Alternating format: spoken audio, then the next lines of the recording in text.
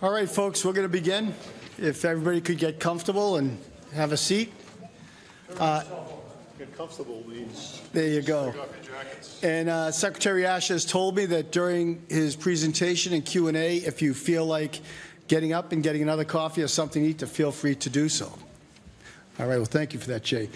And bring me a cookie. And bring him a cookie on the way by. My role in this is to simply introduce the folks who helped organize it and the elected officials, particularly the Select Board, who are here today. Excuse me, Matt. So all of you know our elected Board of Selectmen, Mr. McCrisky, Joe Lugito, please raise your hand. Deborah, Steve, and I just received a call from Scott. He is on his way. He's just finishing up a job and wouldn't miss this. He's been very active in our discussions on housing and economic development in the downtown. But what I'd particularly like to do is putting something like this together may appear to be pretty easy, but it takes the work of a half a dozen people to pull it off and to do it well. The only thing I did in this, to be very honest, is ask my old friend Jay if he would join us and share his wisdom and his experience with us. And he immediately said, I'd love to. Didn't ask me what date, didn't ask me anything other than I'd love to do that. And I'm very grateful to Jay. Jay and I worked together for a long time in state government while I was in the legislature and he was in the governor's cabinet. And I will tell you, and Deborah's going to do the honors of the introduction, I will tell you that I don't know a more impactful, insightful executive when it comes to housing and economic development than this man we're honored to have join us this evening. Tom, I have no more grant money to give out, so. Jay gave me a lot of grant money when I was in Kingston, and I was always very grateful. So I want to introduce the people that put this together. Of course, my right hand, Mark Tisdale. Mark's here, I know he is. There he is. Thank you, Mark. Pam McCarthy is one of the best advanced people I've ever worked with. I hear the governor and or the president are looking for her services. Bill Roth, our town planner. After 27 preparation meetings, when he finally dumbed it down to me, then I knew what the real issues were. He's the smartest guy I know, and now that he's learning to speak our language, we're going to make a lot of progress, and I appreciate Bill. And then Reggie and Gilda. I don't think there's, Gilda's here. They did all the organization, had all the chairs set up, so we had this setting as opposed to that formal setting, so we could really have a community conversation. And that's what we want with Jay here this evening. And Reggie and Gilda, I'm grateful for all they do. They're always the people behind the scenes that make things happen. So with that, I'd like to turn the mic over to Vice Chairman Cavey, who's been at the tip of the spear in us driving housing issues. Along with our chairman, Deb Roberts, a chair lady, pardon me, Deborah. And I love working for the guy. I love his wisdom. I love his direction and his mentoring. So with that, I introduce you to your Vice Chairman, Steve Cavey. Thank you very much, Tom. So thank you all for joining us. This was a tremendously large crowd. I'm grateful that you took the time to come over here to discuss this, these issues of housing and downtown redevelopment, and for the people at home as well who have joined us remotely. Thank you for joining us. So there's no secret the types of problems that our town has encountered with regard to housing and our downtown. We've taken numerous swings of the pitch at trying to revitalize our downtown.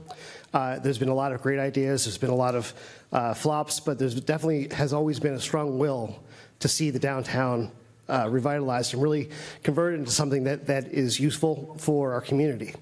But honestly, my view is I don't think we've achieved what we hope to achieve.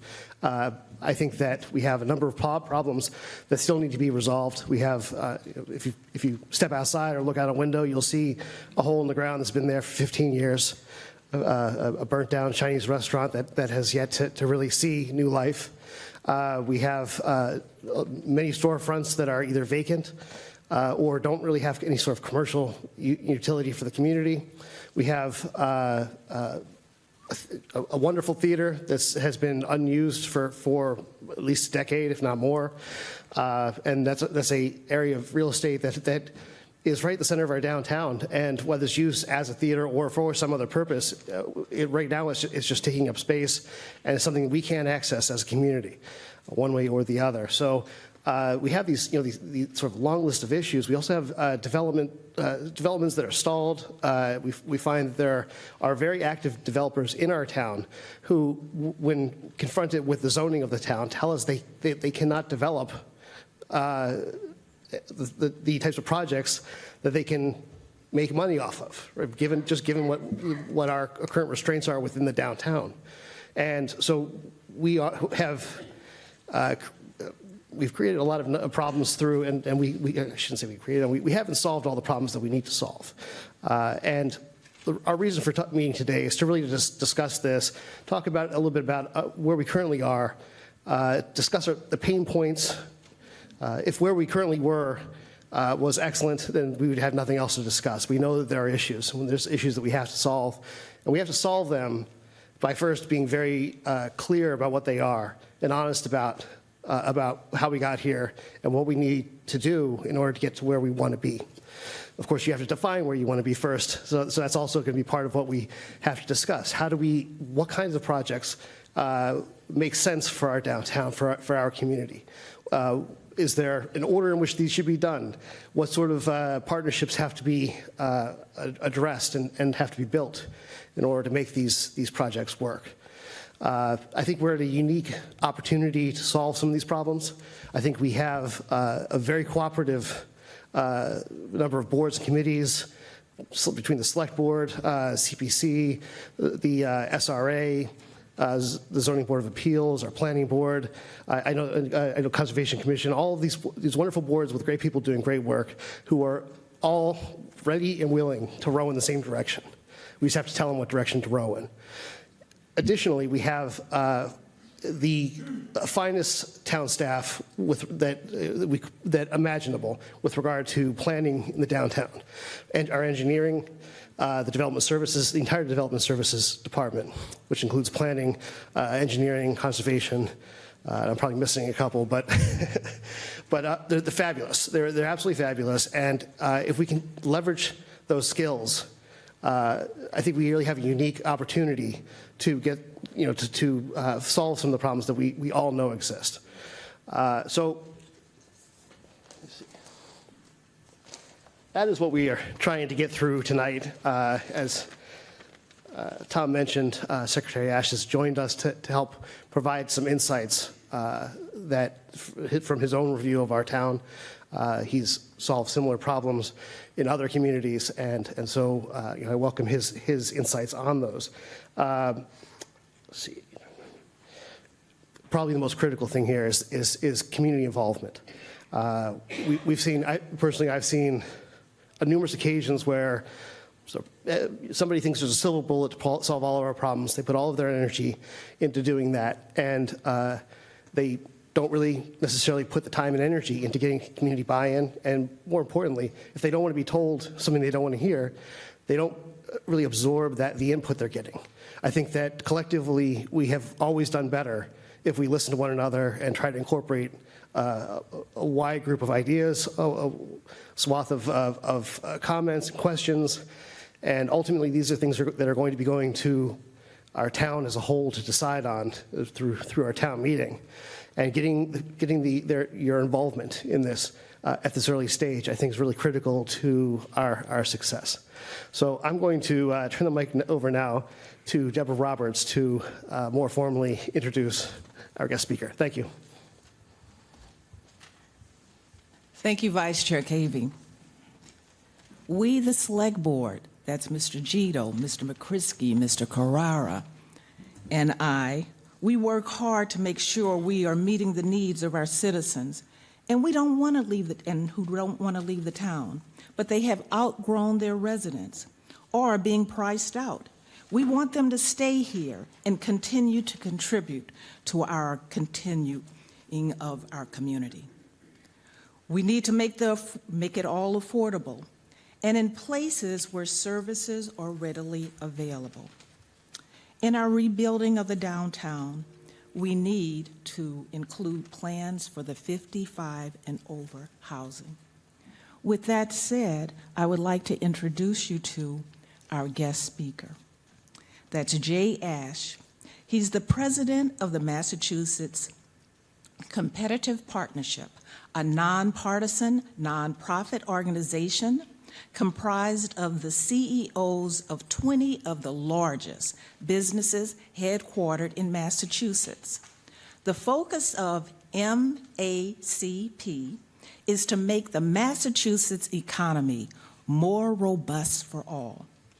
Prior, Jay served as the Commonwealth's Secretary of Housing and Economic Development under Governor Baker, where he produced a 97% reduction in the number of homeless families living in hotels and motels, and led the state's effort to land the now Woo Sox in Worcester. He previously served for 14 years as the city mayor of his native Chelsea, where he grew the city's housing stock, expanded the commercial base, led all gateway cities in employment increases, and was rewarded with 5 credit rating increases and 2 All-American City Awards.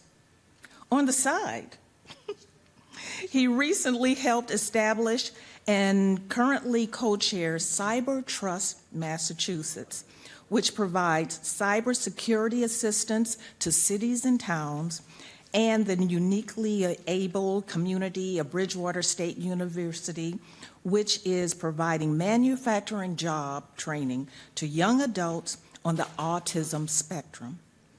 Jay's passion to the vitality of the cities and towns of Massachusetts has him volunteering his time here with us tonight.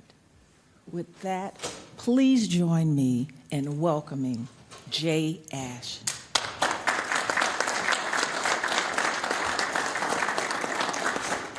Thank you so much. It's great to be with everyone. This is not a speech. This is going to be a, if we had a fire, it would be a fireside chat. We don't have a fire. Those of you who know Chelsea, we try to stay away from fires from now on. Great Fire of 1973 changed Chelsea's future forever, and that was only the second largest fire in Chelsea's history. 1908 was a bigger one. I do run a business association after being in government for 35 years.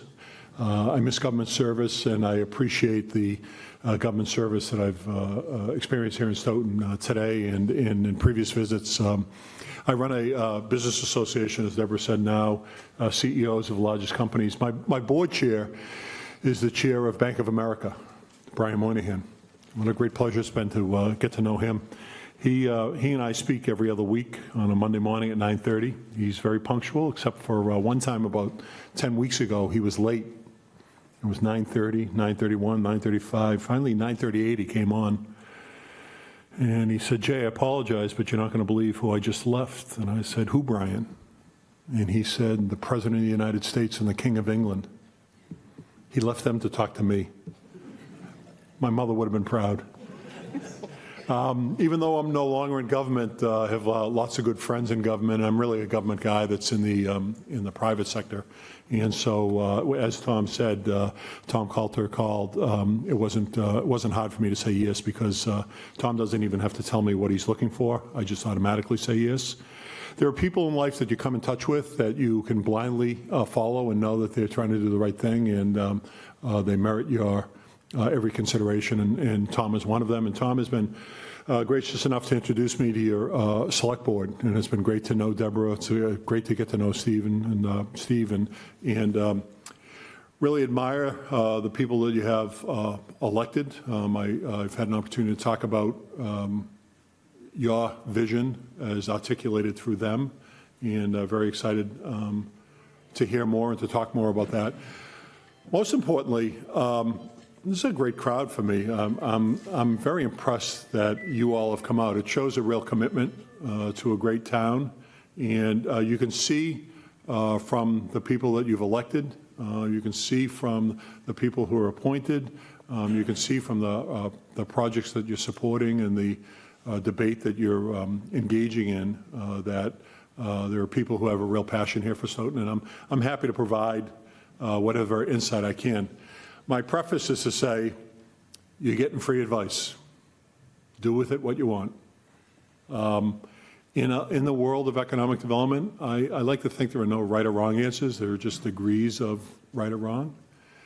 Some things will work that I never thought would work, and other things that I thought would work sometimes failed. But, I've had a good run of it over the course of my life. And so when I left service for Governor Baker, I did so feeling like I had contributed an awful lot to the public sector. By the way, very interesting, I grew up as a Democrat in Chelsea, and if you told me that I was going to be a secretary someday, I might have agreed with you. If you told me I was going to be a secretary for a Republican governor, I would have bet my house and lost that house, but being a Democrat in a Republican administration was very rewarding. I learned a lot from the governor and hopefully contribute some things back. So we're going to talk tonight. It's going to be a conversation around my experiences and my beliefs. Believe them if you want. Challenge them if you'd like. We're going to have a time for a question and answer period. I'm happy to take any question. And the good news is that my name is not on the ballot here, so I can be as honest as I want to be with all of you. And as I am leaving and driving back home, you can all decide that you want to forget everything I said, or you can call me up and say, hey, you brought up this issue without Adam. I'd like to talk about it further, and I'll make time to do so. So I'm not sure who's starting the questions, but I really do appreciate everyone coming out. I know you could all be somewhere else, and I appreciate you coming out. And the thing I loved about being in municipal service was that the people really have passion about their hometown. So I appreciate all the passion that you're showing. Tom. Thank you, Jay. Folks, the format will be Mr. Cavey is going to ask the first question, and then we're going to open it up to the audience for 3 questions. And then Chairlady Deborah will ask a question, and then we'll open it up to the audience for 3 more questions. So it'll go just like that. When they stand up to the podium, the microphone, as Jay's answering your question, that means they'll be asking the next question, okay? Just so we have... Thank you, Pam. And I think one thing I failed to do, if I may, Steve, is thank you, town meeting representatives. You are the elected body that represents every citizen in this town. That is the purest form of government. And I'm embarrassed that I was remiss in thanking you for being here. The only way you can inform your constituents is if we provide you with the information that you deserve in order to make informed decisions. So thank you very much for being with us. Steve. Thank you, Tom. Yeah, as Tom mentioned, we're going to keep this pretty informal. I'm going to ask a question, but then we'll pass it on to you guys. Just ask Secretary Ash anything that's on your mind. If you don't mind just keeping it on the topic of downtown. I should have corrected, been maybe a little more specific. But first question I have, Secretary Ash, is do you feel that additional housing in the downtown will spur more economic development and allow us to finally meet our goal of downtown revitalization? So before I tell my last comment to Governor Baker as I was leaving office, thank you for calling me Secretary Ash. My name is Jay, so feel free to address me as that. When I was leaving office in December of 2018, I offered Governor Baker one more bit of advice. And I said, Governor, if I had one wish for cities and towns in the Commonwealth, my wish would be more market rate housing to be built in downtowns. And that market rate housing would bring people with disposable income. That disposable income would find its way into our restaurants. The restaurants would create a buzz and a scene that other retailers would want to be around. And together they would be able to support the culture and overall vibrancy of a community. So the short answer to the question is that I don't know how you do downtown revitalization without introducing housing. So downtowns are different today than they were, when I grew up in Chelsea and went to my downtowns in the 60s and 70s. You walked downtown from wherever you lived, and nobody really lived in the downtown. Downtown was a single-story or two-story building, and we all lived in triple-deckers or more in the neighborhoods behind there. The importance of having housing in downtown today is that our relationship with downtowns is so different than it was when I was growing up. Right, all the commerce was in the downtown. You were forced to go downtown if you wanted to do anything. A mall? I had never heard of what a mall was until like the 70s, right? So I bought clothes at J.J. Newberry's, a shop that Promise sells for groceries, the hardware store. I can remember hanging out at the hardware store. I was friendly with the owner of the hardware store guy. I mean, everything you needed was in the downtown. Today's downtowns are not only fighting with malls, but we're fighting with the internet. I might shop while one of you asks a question, if you ask a question too long, so I can shop off of my phone, right? So we need to figure out a way to attract people into the downtown, and one of the ways to figure out how to attract people to the downtown is actually have them live here. And I see some signs of that happening around your downtown already. I would suggest to you that the best downtowns are the ones that have figured out how to do the downtown thing on the retail activity and the restaurant activity, how to do the downtown thing on the cultural activity, but how to also introduce housing into the downtown. The other thing about housing today in downtowns is that housing provides a vehicle to help eradicate blight in a downtown. Like, you don't find, there's not a lot of retailers who are trying to build something new in downtowns. I mean, that investment, those days of investment are gone. The type of investment you're going to most likely attract to a downtown is through residential development. And so if you have underperforming properties, or worse, you have properties that are actually blighted and tearing down the downtown, that are causing people to turn their eyes when they drive by them and not want to walk by when they're walking through the downtown. Bringing housing investment into a downtown is a great way, excuse me, to eradicate blight. So we want to bring investment in. We want to eradicate blight, really important. Another thing that can happen as you're building housing in the downtown is that people who are living in those housing units would much prefer to walk to work as opposed to get in their cars and drive to work. A lot of times, young people who occupy downtowns are entrepreneurs who will start their own businesses, and they'll go to vacant storefronts, or they'll hang out in coffee shops, and they'll create their own businesses, and they'll meet other people who are interested in sharing a business idea, and together they'll have a great idea as to how to create a bigger business. Forcing density into a downtown, building housing in the downtown helps to justify better public transportation and better overall infrastructure. More people that you're serving, the more likely you are to be able to maintain services and get new services. Bringing housing at any level helps with the tax revenues and new growth. And you're fortunate to be a well-run community. I congratulate you on the free cash that you have and the balanced budget you've been producing. So the opportunity to grow your tax base allows you to do lots of other things as well. So the short answer is that I see a role, and I've been a champion of that in almost every downtown that I've gone, that there are opportunities to promote vitality by producing housing development. Prior to this discussion, we had an opportunity to walk around, and of course, I've been to Stoughton's downtown before. One of the scary things about coming here is that Pam got notes from 2016 when I came here as secretary, and had every word that I said in 2016, and she shared those with me, and it was really strange to see my words from 8 years ago. And yet the words were the same 8 years ago as they were today. You got a really strong downtown, it needs more housing. And so as I walked around, I saw lots of storefronts. We walked around 5 o'clock. I'll be candid with you. I'll be candid with you all night. I was disappointed that a lot of the storefronts were closed, right? You'd like to keep the lights on. You'd like to see a more vibrant place. But as I looked above them, I saw either nothing or vacant second floors. I didn't see a lot of housing activity in areas. I saw a vacant rundown theater. I saw a hole in the ground. We're going to talk about the hole in the ground for a bit more. So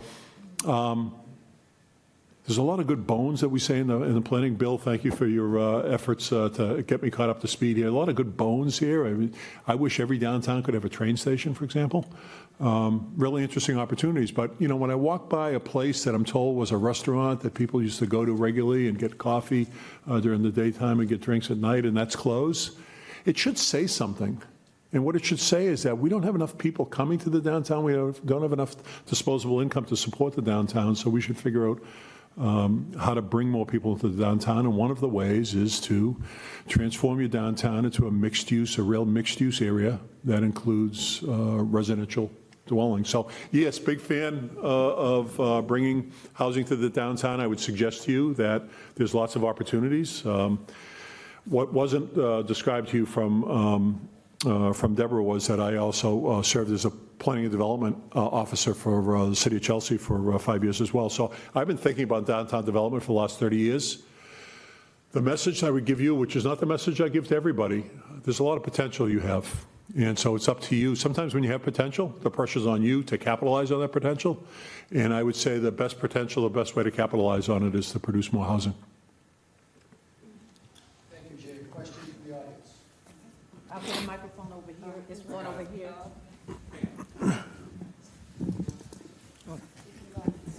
We're just Thank you. trying to keep things moving. Number 3 is here. Jay, you mentioned people with disposable income. What about people, starting out or, young families that don't have Sure.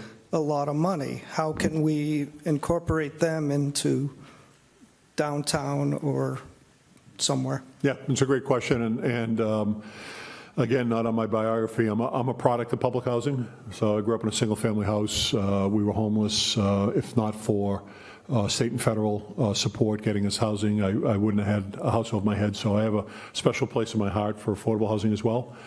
I want to congratulate Stoughton. You've exceeded your 40B requirements. Everybody, every community in the state is required to have more than 10%. You're at over 11%. Congratulations. My native Chelsea's 4th highest at over 16%. Not every community is doing its fair share, so we need to continue to lead by example and encourage others to do so. The answer to your question is that I think there's an opportunity to do a little bit of everything, but I would focus more on market rate housing. And so there's no silver bullet, right? Right, Bill? I mean, no matter how many times we look at the same parcels over and over again and we learn from our peers about what they did or didn't do, there's no single silver bullet, and it would be really pretentious of me to sit up here today and say, you need to do this. What I can say is you need to consider this, and considering putting affordable housing in the right situations might be exactly right. What would a right situation be? A right situation may be a parcel that you have been trying to get developed over and over and over again for many years, and you just can't get developed. And somebody comes along and says, I can get it developed, but in order to get it developed, I need some deep subsidy, and that deep subsidy is most likely to be secured from state programs that provide for affordable housing. I might do that. I would certainly consider that. And yet, I find myself having told mayors, you don't have a mayor, you have a manager, I find myself telling mayors that I wouldn't solely focus on affordable housing, because at the end of the day, disposable income is really important in the downtown. And so, I'd like to say that balance is good, but my ear on the balance would be to do everything you can to bring market rate housing into town, continue to look for other affordable housing opportunities as well. An example would be if you were going to look at family affordable housing. So my experience, this may not be the experience that you'll have in Stoughton, but my experience is that when we built market rate housing in Chelsea, there were very few kids in the units. When we built affordable housing, there were more kids in the units. I don't know that I want kids growing up in the downtown, right? I mean, it may be better that there's an affordable housing project next to a park. It may be better to have an affordable housing project next to a school. Maybe good to have an affordable housing project next to public transportation, and certainly you have a train station in the downtown and making that. But I always think about reserving spaces as well for the entirety of what I'm trying to accomplish. And right now, what's hot in downtowns is that young people want to live in downtowns. It's not just Boston, it's not just Worcester, hopefully it's Chelsea. Young people want to live in downtowns, and those young people, while they're not making what I'm making now for an income, still have disposable income. They're the types that are going to sit at the restaurants and have a drink, and they're the types that are going to eat out more often than most of us. They're the types that are going to value the public transportation. They're also the types that are going to support your cultural activities and become members of your boards and be cheerleaders for the community. So I guess the short answer to the question is I wouldn't rule out an affordable housing project in the downtown, but I'd want to make sure that it was being done in the right circumstances, and I'd want to reserve opportunities to bring more income into the downtown and have that income support commercial activity. Thank you. Thanks for the question. Your question. All right, you can hear me. Thank you very much for coming tonight. Thank you. I grew up in a town where we could walk down City, and you got out of school and you went for a soda. Yes. And that was a great way to grow up. My concern and the reason I came tonight is I'm going to ask you about one of the elephants in the room. We have a hole in the middle of town. And we've had a couple of projects that got slowed down or stopped or didn't happen as expected, and what I would ask you for is hard guidance on how to get the wheels back under those, like the no BS, how do we do this, who do we call, how can we bring these projects back so they bring in, and with all respect, whether it's market in Massachusetts, like seriously, whether it's market or affordable or someplace in between, some sort of mixture that brings business back into town so I don't have to go to Canton's. I don't have to go to Canton for something. That's my point. Please address how to get the wheels back under the project. Yeah, I feel your frustration, and for us in Chelsea, it wasn't the hole in the ground, it was a skeleton building. So during the real estate boom of the 80s, somebody proposed building a condominium project in a neighborhood, and they got the steel up. And then a residential residential crash hit, and the steel hovered over that neighborhood for like 20 years. And it was really tough to, I love Chelsea. I don't live in Chelsea anymore. When people ask me where I live, I have trouble saying I live in Danvers. I sleep in Danvers. I still live in Chelsea. I was a city manager there. I had so much connection there. It really hurts you when you drive by the hole in the ground or you drive by the skeleton building and you say, why does my town have to suffer this? Why can't we get something done? And go ahead. So how do you get the wheels? Yep. I'm getting there. Okay. How do you get the wheels back under the project? Yep. So in case you don't know, I have a long windup before the pitch comes, so you'll be getting a long windup. So I want to say that I relate to that. On the other hand, I can say this because I relate to your pain. On the other hand, I am not a believer in just doing something to get something done. And so I want to be smart about it, right? I want to make sure that I've looked at the possibilities and done everything. All right, so the wheels. So I have any number of examples of the wheels, and it all comes down to what are you willing to do? So let's talk about just math for a minute. I coined the term in Chelsea while I was city manager, entrepreneurial government. I acted as though I was a business, and I invested in myself like any business owner invested in the business. And there are any number of parcels in Chelsea, including a major urban renewal parcel, where I had the city put up substantial amounts of money in order to make the vision happen. Most of them penciled out, some of them didn't pencil out, but they resolved longstanding issues in the community. And so my question to you is, what stands in the way of the hole in the ground being done, and how can you help to finance it? Ready for the math? All right, give me a number. How long has the hole in the ground been in the hole in the ground? 15 years. 15 years? 13. All right, 13 years. For simple math purposes, we're going to use 10 years. Okay, for 10 years. I asked Mark before this meeting to tell me how much in property taxes you're getting from the hole in the ground right now. I'll let you all think about it for a minute. You're getting $6,700 a year in property taxes. Let's round that up to $7,000. For 10 years, this math is not 100% math correct, right? Because valuations have changed, blah, blah, blah, blah, blah. But let's just use this for a second. Let's go with this. For 10 years, you've been getting $7,000 a year in property taxes, a total of $70,000. 10 years ago, if somebody came to you and said, for $500,000, we can get this thing built tomorrow, some of you would have said, no way. Might have had an adjective in between the no way. Don't you wish you could go back 10 years ago? Because a similar project, a similar newer project just down the street is generating $120,000 a year in taxes. I'm not going to say it's the same project. I'm not going to say you're going to generate $120,000 a year on that parcel as a result of any new development that takes place. But let's just assume for a minute that that was the case. Instead of a $70,000 a year benefit, had you got this built 10 years ago, you would have earned $1.2 million. A difference of $1.1 million. Round math, let's just say $1 million.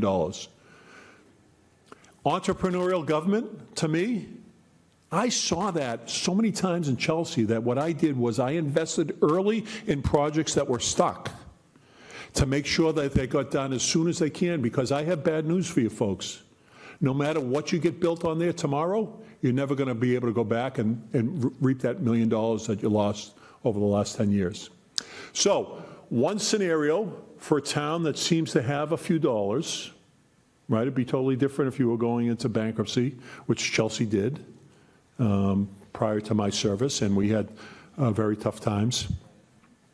But when we climbed out of bankruptcy, first city manager did well, and then for 14 years I got to manage the place and left the city.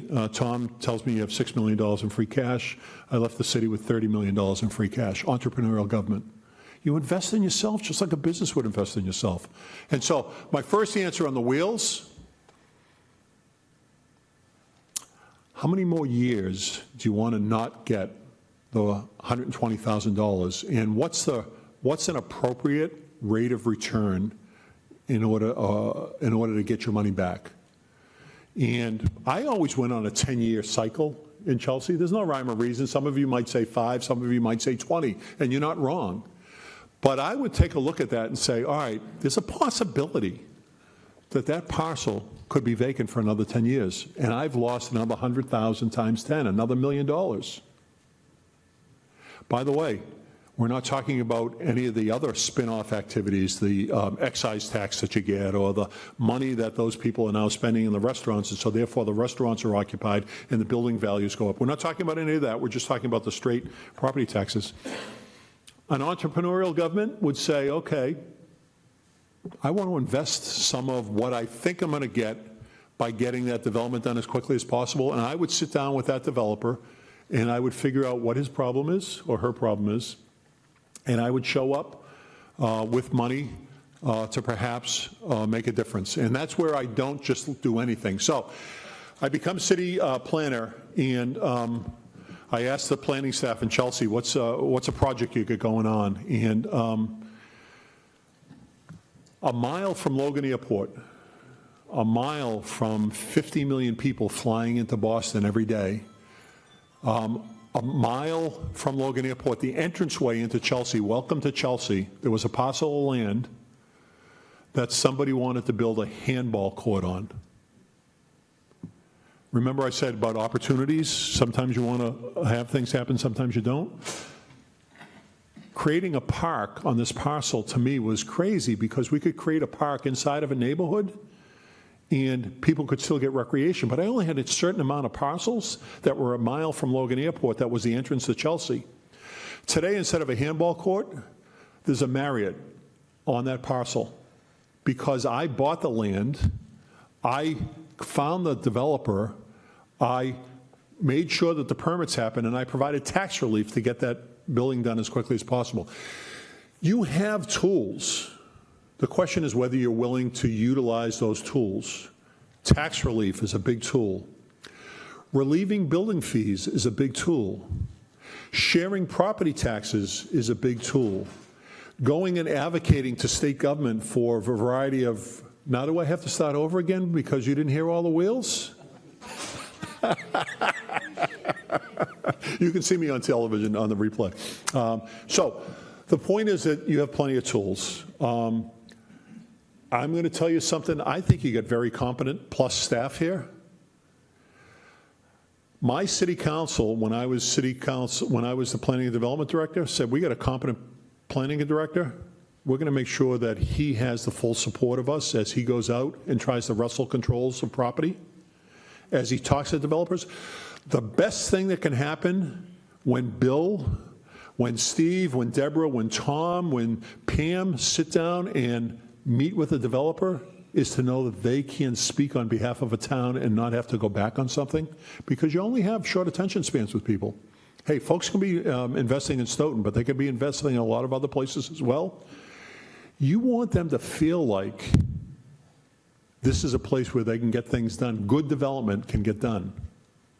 And so I would tell you that you have tax relief, you have zoning relief, you've got parking relief, you've got ability to go to state government for other monies, you've got expedited permitting, you've got a lot of tools. The first thing I do is I sit down with the developer and I figure out, is the developer somebody I can work with? I give the developer a set period of time to come back and get something done. If that developer doesn't perform by then I start thinking about what my option B is. And option B is to find another developer and provide a similar scenario to that developer and see if that developer will come in and take out the first developer. Option C is to figure out why you'd want to take that property using eminent domain powers. In our case, we had a steel structure hovering over a neighborhood that we were ready to declare a danger, and that was going to give us an opportunity. I'm glad you got a fence around that hole, because I can only imagine the danger that that presents. So a lot of opportunities. I don't want to take all the time on that one, but I see a great opportunity for a development there that brings 20 or 30 people, some of whom are in need of workforce housing or traditional affordable housing, and some of whom have disposable income that can shop in restaurants and create some more vitality in the downtown.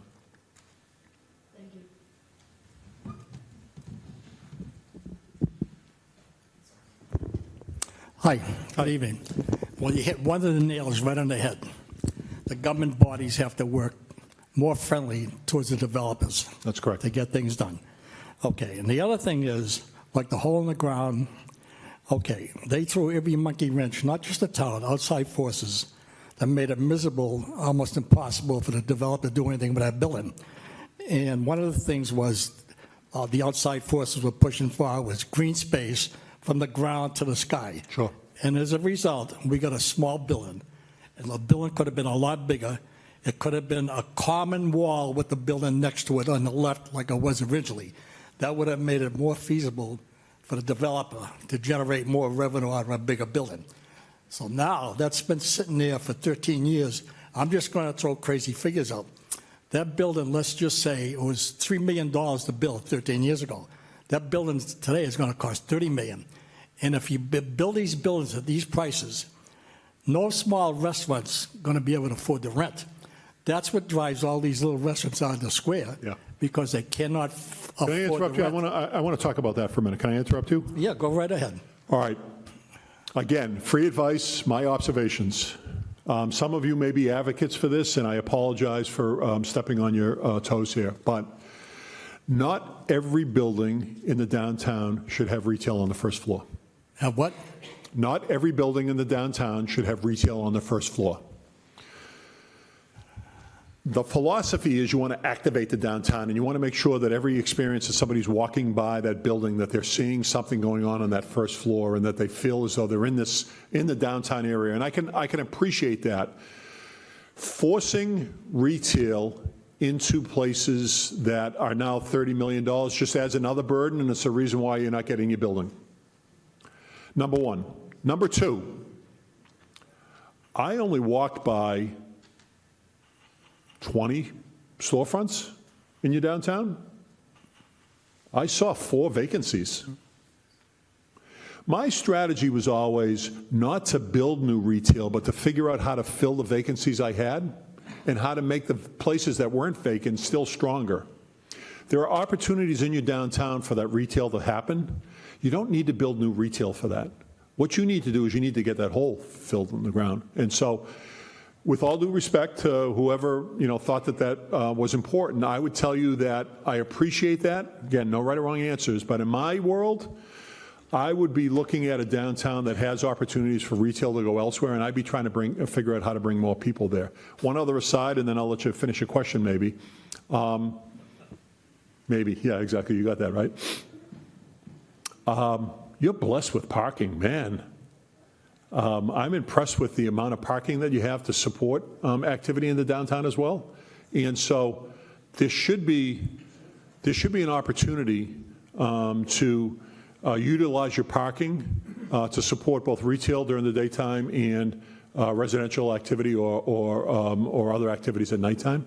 And so that's another tool that you have. Let me give you an example. Next to the hole in the ground, you have a municipal parking lot. Municipal parking lot says in big letters, no overnight parking. Tell me why. Who is possibly benefiting from that? Nobody. Thank you. Can you come with me to other speeches too? I need. Yeah, I'll be it. So. Am I going to get paid? You'll get as much as I will. No more, no less. Okay. So I have an opportunity to build 20 or 30 units across from a municipal parking lot. If I'm renting that unit, maybe I want to pay for the privilege of having an overnight parking space in a lot that otherwise is going to be vacant. 6 to 6 is the hours that you had. That privilege gives me 6 at night till 8 in the morning, the 2 hours that I would have got at. I showed up at 6 a.m.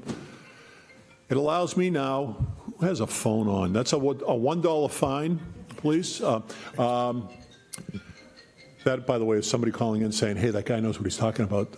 So I would give that person the privilege for a nominal fee of parking in that space, and they then make a choice about whether they're going to get out by 8 o'clock every morning, and they would decide whether they're going to rent it or not. You know what you just did? You just made that residential dwelling across the street more valuable. You've helped the developer. Now, that didn't cost you anything. You didn't have, I'm sorry for pointing, that didn't cost you anything, but maybe now the developer gets another $50 a month for his or her rent because there's also more convenient parking right across the street that you can get a sticker for $25 a year or some number. That turns into real cash that can go to cover the cost of the $30 million. All right, go ahead. What else did you have to say? What you just brought up about the parking spaces, Yep. building the hole in the ground, that was one of the bigger hang-ups. They were missing 2 parking spaces, Yeah. and that became a crucial decision on that. But okay, I'm going to move on. Can I ask another question? I'm going to give you one more because I have some other notes from you that we're going to talk to. By the way, I had predicted that we were going to get done early here, and I want to tell you, Tom, may I say this? I am here as long as you want me to be here. You all have made a commitment to come out tonight to have a conversation. Let's have a conversation. But let's also be respectful of each other and make sure that we all get a chance to talk and get all the questions in. So go ahead quickly, and then and by the way, I'm going to hold myself to that too. I'll try to stop giving speeches for every question. Getting back to the elderly, right? A lot of these elderlies are widowed women living in homes, and they're having a hard time paying their taxes. Yeah. Now, if these developments get built with affordable units, Yeah. and these elderly can sell their home and move in there, Sure. and the rent's going to be determined by the money they have from the sale of their old home, because that, to me, is not fair. So I appreciate where your heart is.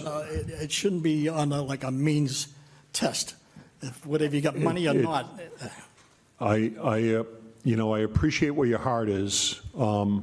It's hard for me to blanketly say yes or no to that. I would just say that different people have different situations, and you try to have housing options for everybody. I don't think a one-size-fits-all approach to anything is really good, so I'd be careful about that. A couple other things quickly. Developers are not bad people if you find the right developers. One of the things that I did well in Chelsea is that I cut out the frauds and I brought in people who shared my vision, my community's vision for the development of the community. Making money is not a bad thing as long as there's another bottom line, making the community a better place. I did, so in Chelsea when I took over, there were no hotels. Well, actually, there was one. You rented by the hour, not by the night. Barry, that's why I was laughing. I've told that joke many times. There's now 6. And the first hotel that was proposed was the Pianowski Motor Lodge. And I said, no, I want a Marriott. I want a Hilton. I want a Holiday Inn. I got all of those. 5 of them were done by the same developer. That developer got tax relief for me every time. That developer got infrastructure improvements every time. That developer built developments that are now contributing $500,000 a year back to the city, entrepreneurial government. I haven't been the city manager in 10 years. I can tell you her Vermont telephone number because I still call her for advice for other places. There are good developers in this world. The developer who did our biggest residential project in an urban renewal district also became the chair of the Boys and Girls Club of Chelsea and has raised more than $1 million for the Boys and Girls Club. Those are the people that you have to find. The people who want to come in, get a permit and then sell the permit and get out of town. The people that want to come in and build a building and then turn it over to, the question I always asked people was, tell me about your most underperforming development and what did you do? And there was a developer that came in, I remember this conversation, and you'd be very impressed to know who his daughter is. His daughter is really somebody impressive now. I didn't know her at the time. And I said to him, tell me what you did during the last downturn in your last major residential development. He said, I let units go empty because I didn't want to rent to the wrong type of people. Those are the people that you want to do business with. So that's number one on the developers. My last thing, and then we're going to go to one more question on this topic. Godfather movie fans? I'm going to make him an offer he can't refuse. That's my will. I'm going to make him an offer he can't refuse. I did that over and over again, and some people refused it, and they lost as a result because I had the backing of my city council, I had the backing of my planning board, I had the backing of my zoning board. Make them an offer they can't refuse. The hole in the ground is an offer you can't refuse. I want to say one other thing. It's so difficult not to remember all the feuds of the past. I'm going to look specifically at you because you brought some of them up. It's great to be, it's great to have the passion to hold on to what you believe was the right thing to do, but what's done is done. And you just can't keep on doing the same thing over and over again, right? It can't be business as usual. Tom and I share a favorite line, which is don't come into my office and tell us this is the way we're going to do it because we always did it that way. But part of that is you have to let go of yours as well. My 8th grade teacher, Honey Goodman, God rest her soul, when you point your finger at somebody, your thumb points back at you, right? You own a piece of the problem as well. You got to let the past go a little bit, you know? You got to let it go and say, all right, where are we going from here? We got great new leadership there. Today's opportunities are different than yesterday's opportunities. This crazy guy had great ideas about how we can be entrepreneurial government. Let's see if we can all get together. The thing I will agree with you on, it happens much quicker if you're all willing to listen to each other and remember, not any of us has all the right answers, and not any of us is crazy in what we're asking for. The best communities figure out how to balance the two. Let's go on to Chair, oh, I'm sorry, we got Chair, all right, this one's going to be a quick answer. John will get you in Joe will get you in a minute, and Chair Roberts, go ahead. Okay. So what do you say to the residents who are fearful that this will turn Stoughton into a city? Yeah. That's a great question, and it comes up everywhere, right? I mean, we want to hang on to the past. I think what you say is that there are certain places where we're going to have growth zones, and we're going to make an investment, and we have to invest in ourselves, because communities that don't invest in themselves are sailing their fate, right? Nobody is going to come and drop bunches of money on you, and you're somehow magically going to, balance budgets and do other things. And so you need to recognize that some growth is necessary.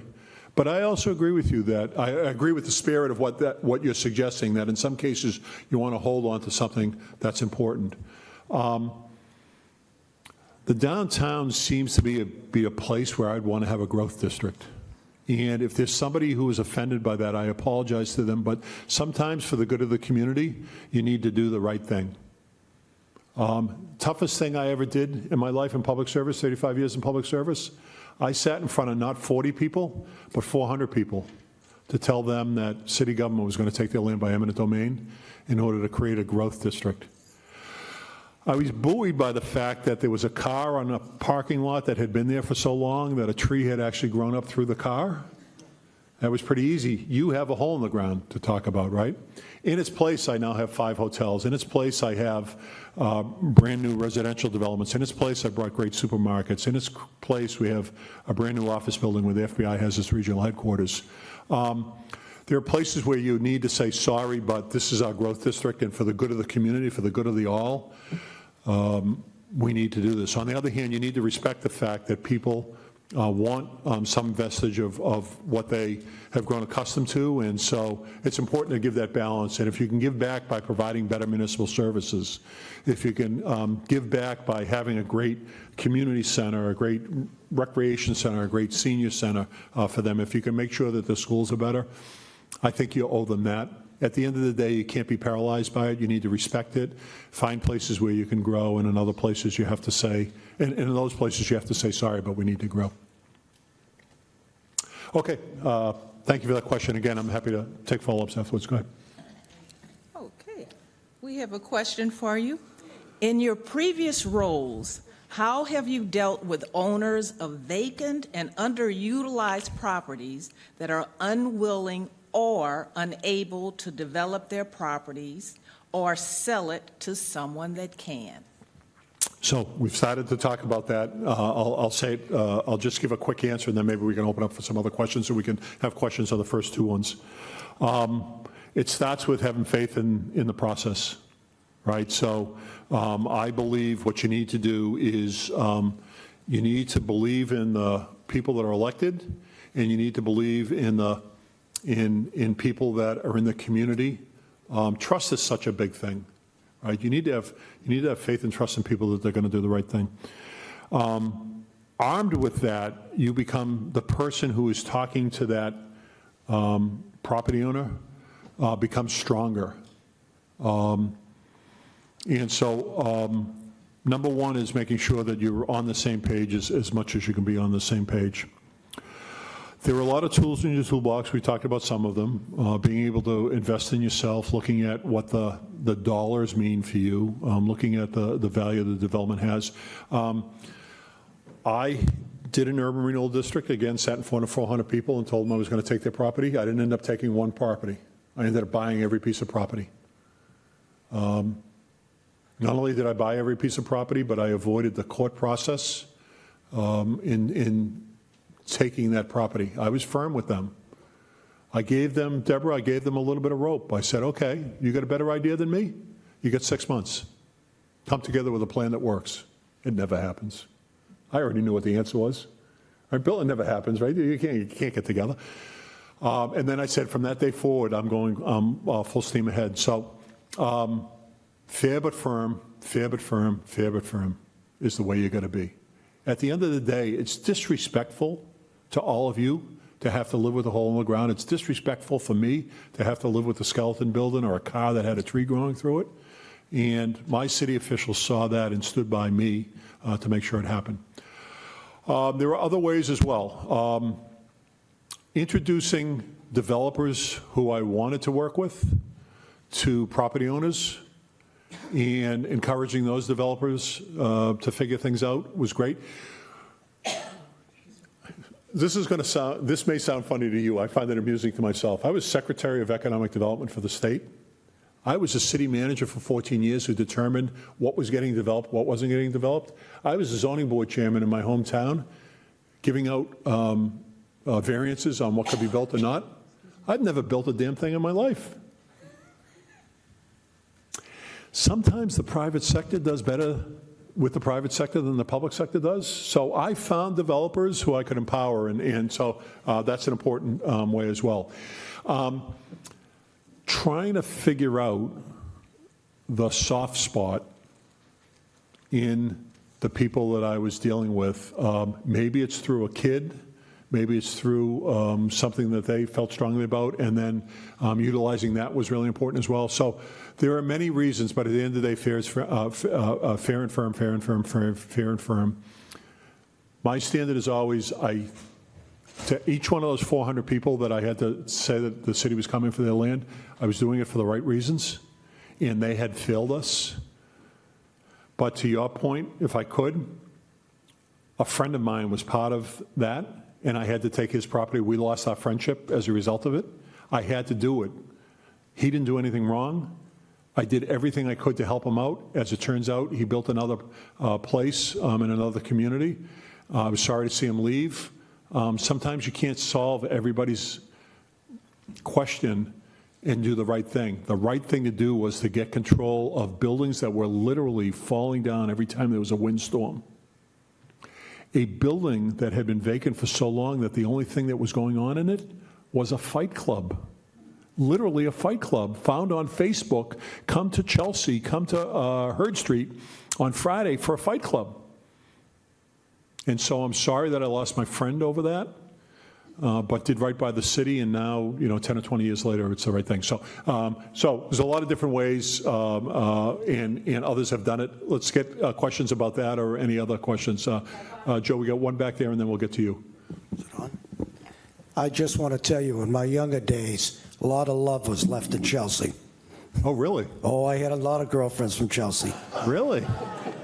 I hate to tell you what I called them, but... So I want to tell you that I said to Tom that guy looks familiar. Were you hanging with my mother at some time, or? She was a great love. She was. Okay. All right. Question is, let's go back to the hole in the ground. Yes. You got zoning laws here, building permits, 3 years to do it. You pull out a building permit to put the garage, what's in there now? Yeah. They have 3 years to do it. Then you pull out a building permit to build the building? Sure. 3 more years. Yep. That's ridiculous. I would agree. 1 year. I know someone went back to the... The law provides for more than 1 year, by the way, so you have to do what's lawful, but I agree with the spirit of what you're saying. 1 year. Yeah. You got zoning, parking. How many people today, young people you brought up, Yeah. come out here with no cars? Sure. They require to build a building here, you have to have a parking spot for them. Yep. Just little things that Sure. you see over the course, and be a little more forceful for the builder that was here. He dragged us on for years and years, and then told us it's too much money to build right now. Yep. That's shameful.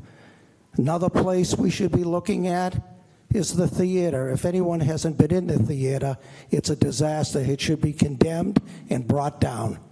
All the money we spent there, it's just let go. That guy over there should be taken by eminent domain. Give him you said it, give him 6 months, take the damn building, and build a nice apartment house. You got right next to Town Hall here, a building that we try to get through to do something. Take it by eminent domain and take the building next to it and put up a beautiful apartment house. It's all here in front of you. And one more thing, come here at 5 o'clock at night and you can pull your hair out going through this traffic. Many years ago, to the old timers, we had a police officer with a box in the center and a police officer right over here, at this corner. We put traffic lights in. We have 6 intersections coming into this town. What we can do with this now? Nothing. There's nothing you can do except destroy the town. So I'm not going to talk about the traffic stuff. I'm not here for that tonight. I'll be happy to come back on traffic. All right, so building was permitted 15 years ago? That's correct. Give or take, right?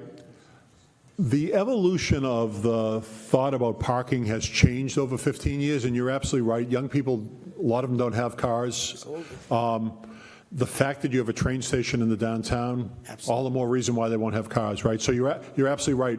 I don't know that you can go back and visit that, but you should recognize as you're going forward that holding on to those, we need a parking space per bedroom, which some communities have as zoning, really doesn't fit the lifestyles today. My experience in Chelsea with the apartment buildings we built was that we weren't even getting one per unit. We were getting something like 0.7 per unit, and again, we had a train station there, so I agree with that. I'm not going to tell you what's right or wrong. You got people that can tell you what's right or wrong about the relationship with the hole in the ground. I would just suggest to you that I hope that our conversation today will motivate some thoughts about other ways that we might approach this. And I will tell you, it's always easier to deal with the devil you know than the devil you don't. And I would try to figure out a way to make him an offer he can't refuse. And if not, then I would start lining myself up for everything else. So I feel the frustration. Use it as motivating. Think about the resources that you may have at the table. I hope the math exercise opens your eyes. It's really opened other people's eyes. And make one last go of it and set a date. Tom wants to say something. And set a date by which, if something doesn't happen, then we go. Tom and then Joe. Thank you. I just want to repeat something briefly that you said on our tour, Jay. Yeah. And I want to make sure it comes across, because when Jay said it, Steve and I both said, what? He said, you folks are wrong. You don't have a parking problem. We went into 5 different parking lots around the town. What you have is a market saturation problem.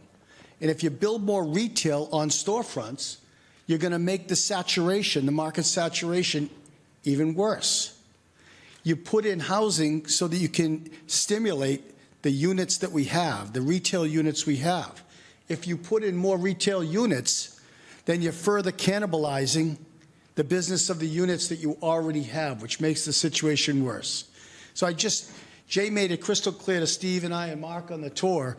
I just wanted to make sure that message came across. Thanks. And retail is a cost burden for lots of developments right now. So why not utilize a quick follow-up and then a Joe? Go ahead. You were here 3 years ago. Never forgot you. You came here at 8 o'clock in the morning, and you said the same thing about parking. And everyone looked at you. I agree with you. There is plenty of parking. And you got a big lot, the MBTA, on weekends, not all full, that we should go back to the railroad and say, this is what we want. Sure. We want. And see what the railroad says about that. We have 48 parking spots near the bakery down the street. It's vacant. I watched it every day, 2 cars, 3 cars, and half of those are probably taking the train.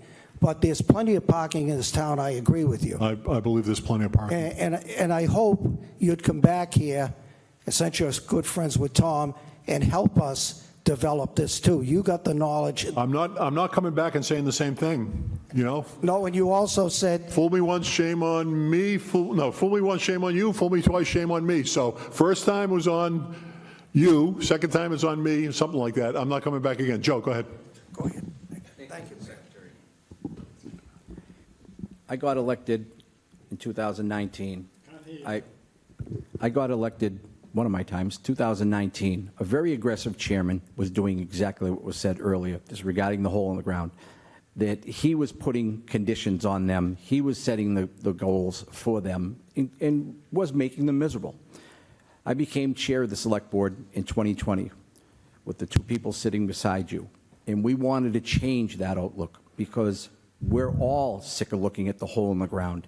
And you've said the elected officials, trust your elected officials. So what would you say that when I became chair, there's one person other than my colleagues there, is Mark Tisdale, where is he in the back? Mark was there when we brought the developers into that corner office, and I, as chair, said to them, there's a new sheriff in town, if you want to call it. Sheriff in town, yeah. We want to work with you. Yep. We want to get this project built just like you do. We will work with you and our development staff. We will do expedited permitting, but we want action. You were right with your example of the tree that grew through a car. Everybody remembers the hole in the ground, and there was a tree growing out of it. Oh, was I it? literally tried to get that tree removed and planted across from the library in our park because I had named that the tree of indecision. Politicians don't build buildings, developers do. That's right. And that's what we failed on, is that for a while we had politicians involved. So now we're dealing with the hole in the ground. We're dealing with the theater building that you've heard about. Yep. Two major pieces of property that basically the developers have snubbed their nose at us. They're more or less saying, come get me. I'm not doing anything. So looking at a community who's just had the largest tax increase in the town's history to build a new high school that was well needed, is very reluctant to take property by eminent domain and say, I heard it, and my colleagues probably heard it as well, we don't belong in the development business. We don't want to pay higher taxes so you can buy a piece of property that's not going to return on investment. And you can understand that, and I sympathize as well, as we can't keep going to our taxpayers for this. So what guidance would you give to our select board, me being one of them, and there's another, Mr. Gito is here, I don't know if Scott Carrara is here, to get these people and say, no, the games are over, this is our community, and we're going to do what we have to do. What are those tools as an elected official, short of going to town meeting, and in a time where budgets are tight, we all know, and then going to the residents and say, we have to solve this problem with your tax dollars. You know, it's that fine line. I'm looking for your guidance as an elected official as to what do we do? How do we get to that point? Yeah, first I start with fair but firm is always a slogan. So, you know, we had the opportunity to have a relationship with Governor Baker. He had some great slogans. I live my life by slogans. One of them is fair but firm. Fair but firm. The other one is adult conversations.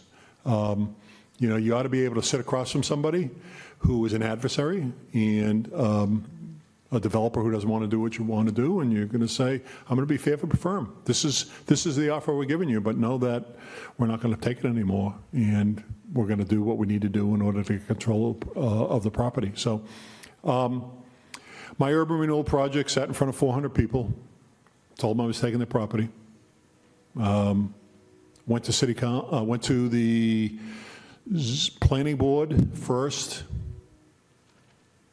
No, it was the other way around. Went to the Economic Development Board, got a 5-0 vote. Went to the Planning Board, got a 9-0 vote. Went to the City Council, got an 11-0 vote.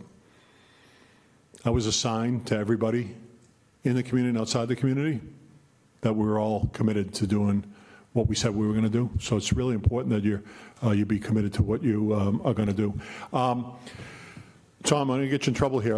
One of my mentors, the first city manager, said, you hire good people, you back them when they're wrong. You back them when you're right, you back them when they're wrong. If they're wrong too many times, you fire them. I've already told you all that I appreciate what you do, being here and being town meeting members. It's not the same as being in the job. I wish it was 40 hours a week, Tom. It's not 40 hours a week, right? You got to back the guy when he's right. You got to back the guy when he's wrong. If he's wrong too many times, then you have a conversation with him. Nobody's going to be right all the time. The judging of adult conversation, the judging of when somebody is wrong, is when they're wrong and they misread the situation. If he has a fight with a property owner and it turns out being wrong and the property owner digs in and goes to court and wins something, that's not his fault. He did the right thing. And so I think part of that is you selectmen, you town meeting members, you community people. To the extent you can, it's foolish to think that you're going to get 100% support, but you have to say that we're all in it for the right reasons. You start with that. I disagree with you 100%. I don't, Joe. I disagree with you 100%, but I believe that you're in it for the right reason. That changes the tone of the dialogue as opposed to I'm questioning your integrity. And so develop relationships, build trust, trust people to do the right thing. If they don't do the right thing after a certain period of time, hold them accountable, and if they don't perform, then you fire them. Tom agrees with that. Quick follow-up. Yeah, just to follow up with that, you've seen the housing that we've built. And again, there's one person that'll remember me saying, I don't want parking on town streets. I was against it. Yeah. My position has changed on that. It Thank can be you. done the right way. But the Is that the building- housing across from the post office? Yes. So Mark is my witness, Steve's my witness, Tom's my witness. I stopped at those dwellings, and I said, this is exactly what you want to build. Right. And I don't know, my Chelsea friend's laughing in the back, is that right or wrong? Yes, he's right. That is community scale for downtown. I wouldn't put that in a neighborhood, but I'd certainly put it in the downtown. I would try to replicate that model over and over and over again, and I'm glad to hear that you understand that the parking situation may be different. Right. But my point is, we have, and it's Corvo Development, I'll say it. Anybody, sees the buildings, and you said he's the same way. He vets everybody that goes in, rents only to the best people. That's who you want. He's got 4 buildings in town, Yeah. and he's building a 5th. Yeah. How do we keep people like that engaged? Exactly. What would you say, because a lot of town meeting reps are here, Yeah. if we go and say, we're going to try to do this, we want to take this property by eminent domain, Yeah. build what's been done, and work hand in hand with the developer. And the last time we've done that was Technology Drive, where the Reebok headquarters was. Yeah. Conroy Development, that was all town property. He partnered with the town of Stoughton. People said he made a lot of money. He probably did, but he also brought the largest piece of tax-producing I property don't care in what the people town. make as long as they're doing the right thing for the Exactly. town. Yeah. So how do we stay engaged with a developer like that? Because all you keep hearing is, you got to put that out to bid. You got to work with everybody. But a person that's here on his own accord has proven he can do the job that we need done. How do we keep a guy like that engaged? How can we feed that person to do more in the town? Number one, I say thank you. Oh, I've done that plenty of times. Number two, a favorite line of mine that I say over and over again to people is, what keeps you up at night? And how can I help get you to sleep? Number three is an honest dialogue. Sometimes we like to hold this really close. We don't want people to know that we're in it for, we need tax revenue and we're hoping to get this out of them or that out of them. Adult conversations, I'm telling you, it's worked for me, it might not work for other people. This is what I need, developer, out of you. And if you can do that, the things that are keeping you up at night, I can resolve as well. But you got to back him. So an example, again, one of your resources, building fees. You can relieve building fees. There's nothing in Massachusetts general law that says you have to take in a building fee. It's an option for you.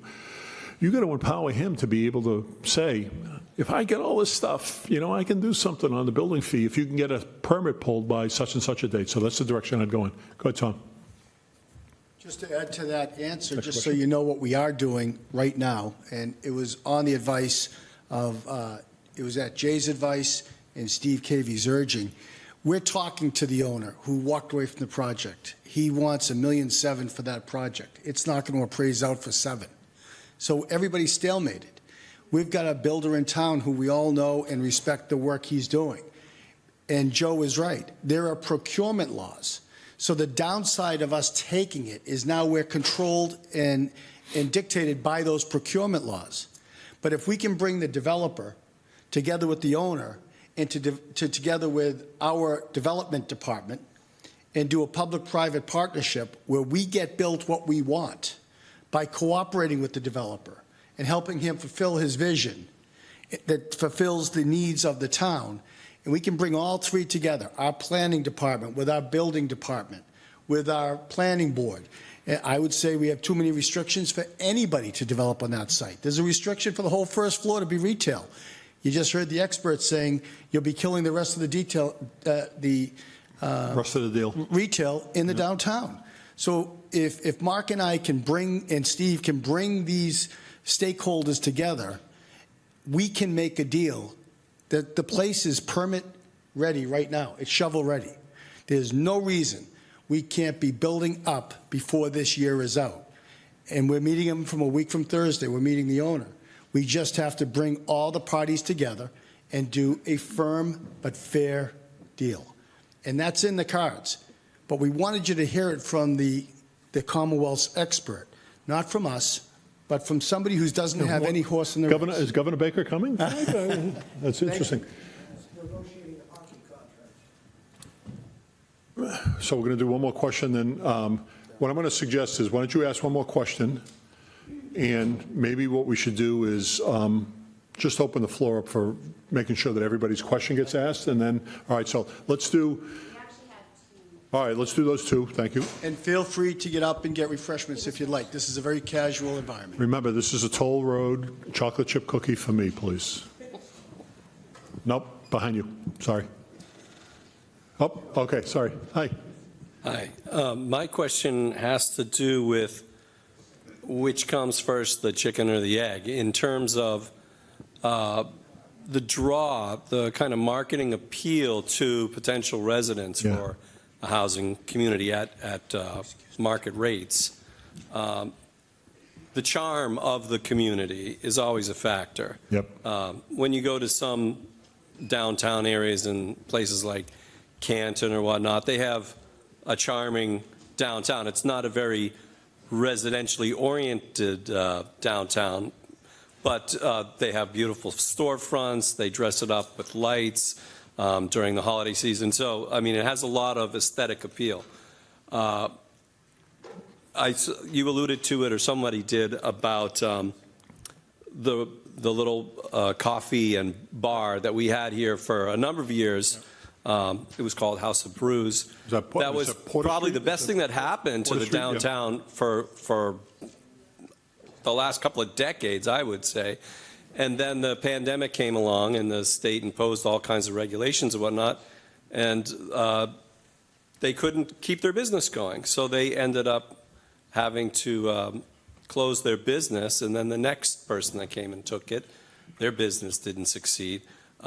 So if we want to get, this kind of housing thing moving, do we need to have, this kind of a charm and aesthetic appeal, or is that going to realistically come after we get the housing, or do we need to have some of that in place in order to get the housing to actually sell at market value? Here's another slogan: fake it until you make it.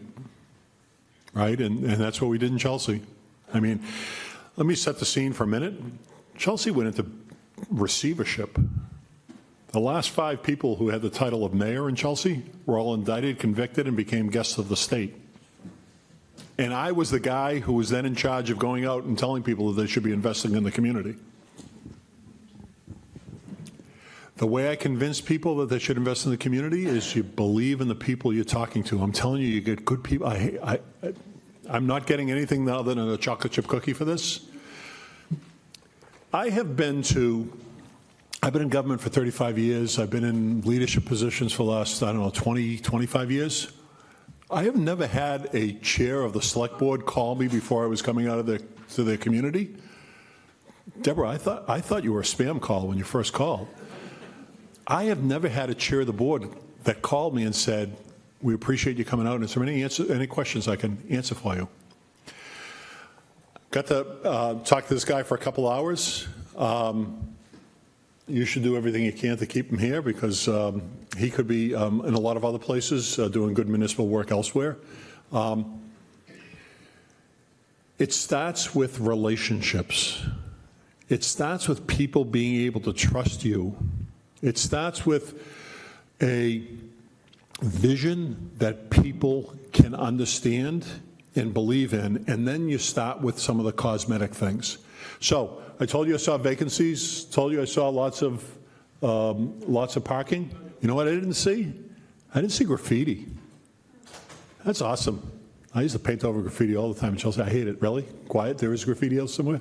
I didn't see it. There was one that was taken down by volunteers. That's what I did. City manager on Fridays, I drove around. I don't want to put Tom into pressure, but I used to drive around on Fridays and paint over graffiti. As an aside note, nobody ever thanked me for a balanced budget, but they thanked me for painting over graffiti. There are ways that you can present yourself And one of the ways is you call in the developer who's done well, you thank him, and you say to him, what else can I do, and who can you introduce me to? The good news about developers, they want to be in places where they can develop. And if you send out a message that you're open for business, and then you produce something, the business can happen. And it can start small. Celebrate small things, right? Whatever it is, celebrate small things, and continue to talk about it like they're big things, and then the big things follow from there. And so I think you already know this. I've already alluded to it once. I'll say it again.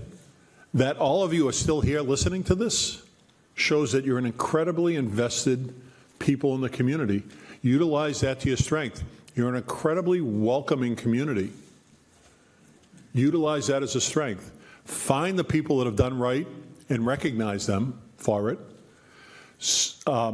Empower community organizations. So while I was city manager for 14 years, I had a small kitchen cabinet called that I would talk to all the time. It was the superintendent of my schools. It was the head of the nonprofit youth agency, and it was the head of the housing development agency. Those were the people that I trusted the most with my innermost thoughts. I found people in the community who could be ambassadors and say all the good things as well. So it takes work. It's not going to happen. It doesn't happen overnight. You should know that, from a casual place where I am, Stoughton has a good reputation already. So you're not starting from receivership with 5 mayors in jail. The first development deal I did, I'm sorry for telling these stories. First development deal I did was with a guy from New York. Bill, imagine this. Sitting with a development guy, he says, is my building permit all set? And I said to him, yes, the building inspector reports to me your building permit's all set. He said, is my common vicular license all set? I told him, yeah, the Board of Health reports to me you're all set. He said, is my tax relief all set? I said, yeah, the city council approved your tax relief last week. He said, thanks. Now what do I need to do?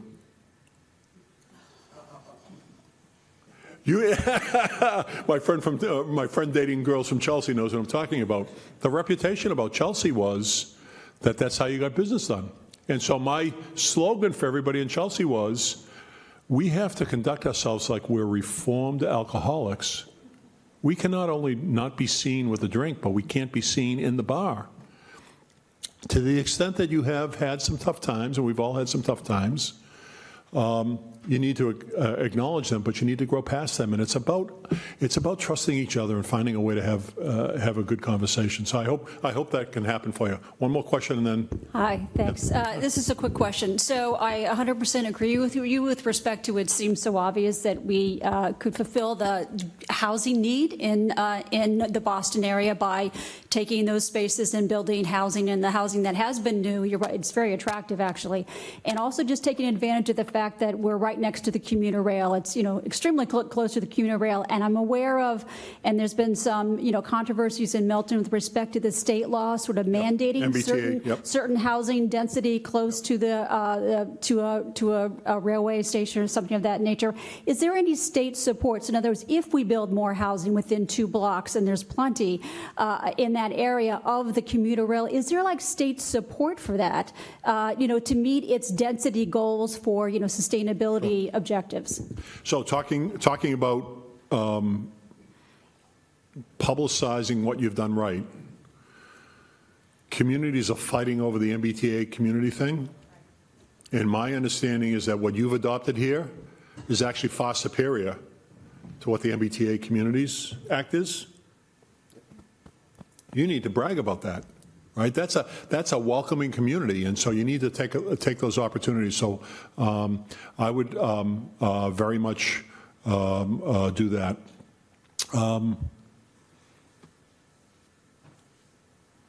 Give me one more. Restate the question. I guess the question was: is there state support? Thank you. Yes, I got it. I got it. So I wasn't upset when Tom Calta said, Jay, we'd love to have you here, but you're a former secretary. Any chance of getting the current secretary down? Tom, I wasn't offended by that. I'd rather be a has-been than it never was, and I'm a has-been. I recognize that, so I wasn't offended by that. State Secretary for Housing has offered to come down and have a conversation with you all as well. And so it's a great conversation to have with him. When I was secretary, the answer would have been absolutely yes, because you like to reward people for doing the right thing. You're doing the right thing here. The MBTA communities piece, you're doing the right thing. And so some of the ways that you get rewarded for right things is that there are other grant programs that become available. You know, the MassWorks grant program is a great program, and there's a Housing Works version of that. Those are great programs that become available. Every now and then, a developer would say to me, hey, where's a place I should be looking at? And, you know, I would whisper to them, and every now and then some magic happened there. So the short answer to your short question is yes, I think there are opportunities for the state to reward you for doing the right thing. I think Tom will take up Secretary Augustus' offer, who also is as tall as me, so that's the other caveat for coming down here. We'll continue to have the conversation with you. So we're going to have this question, I'm going to answer it, and then we're going to do a round robin. Anyone that has any question on their mind, and then we'll go through a couple of other questions, but I want to make sure that everybody's had an opportunity to ask their question. Absolutely, and to be honest, the questions that we've gotten are the same questions we had prepared for the large part, so I think this is a great opportunity to open the floor. And Mark, I don't know if we're able to also include people online. If so, that might be good to get a couple of people on this line as well. One question that hadn't been asked already is, are there any resources or programs that the town should try to take advantage of in order to spur downtown development? Yeah.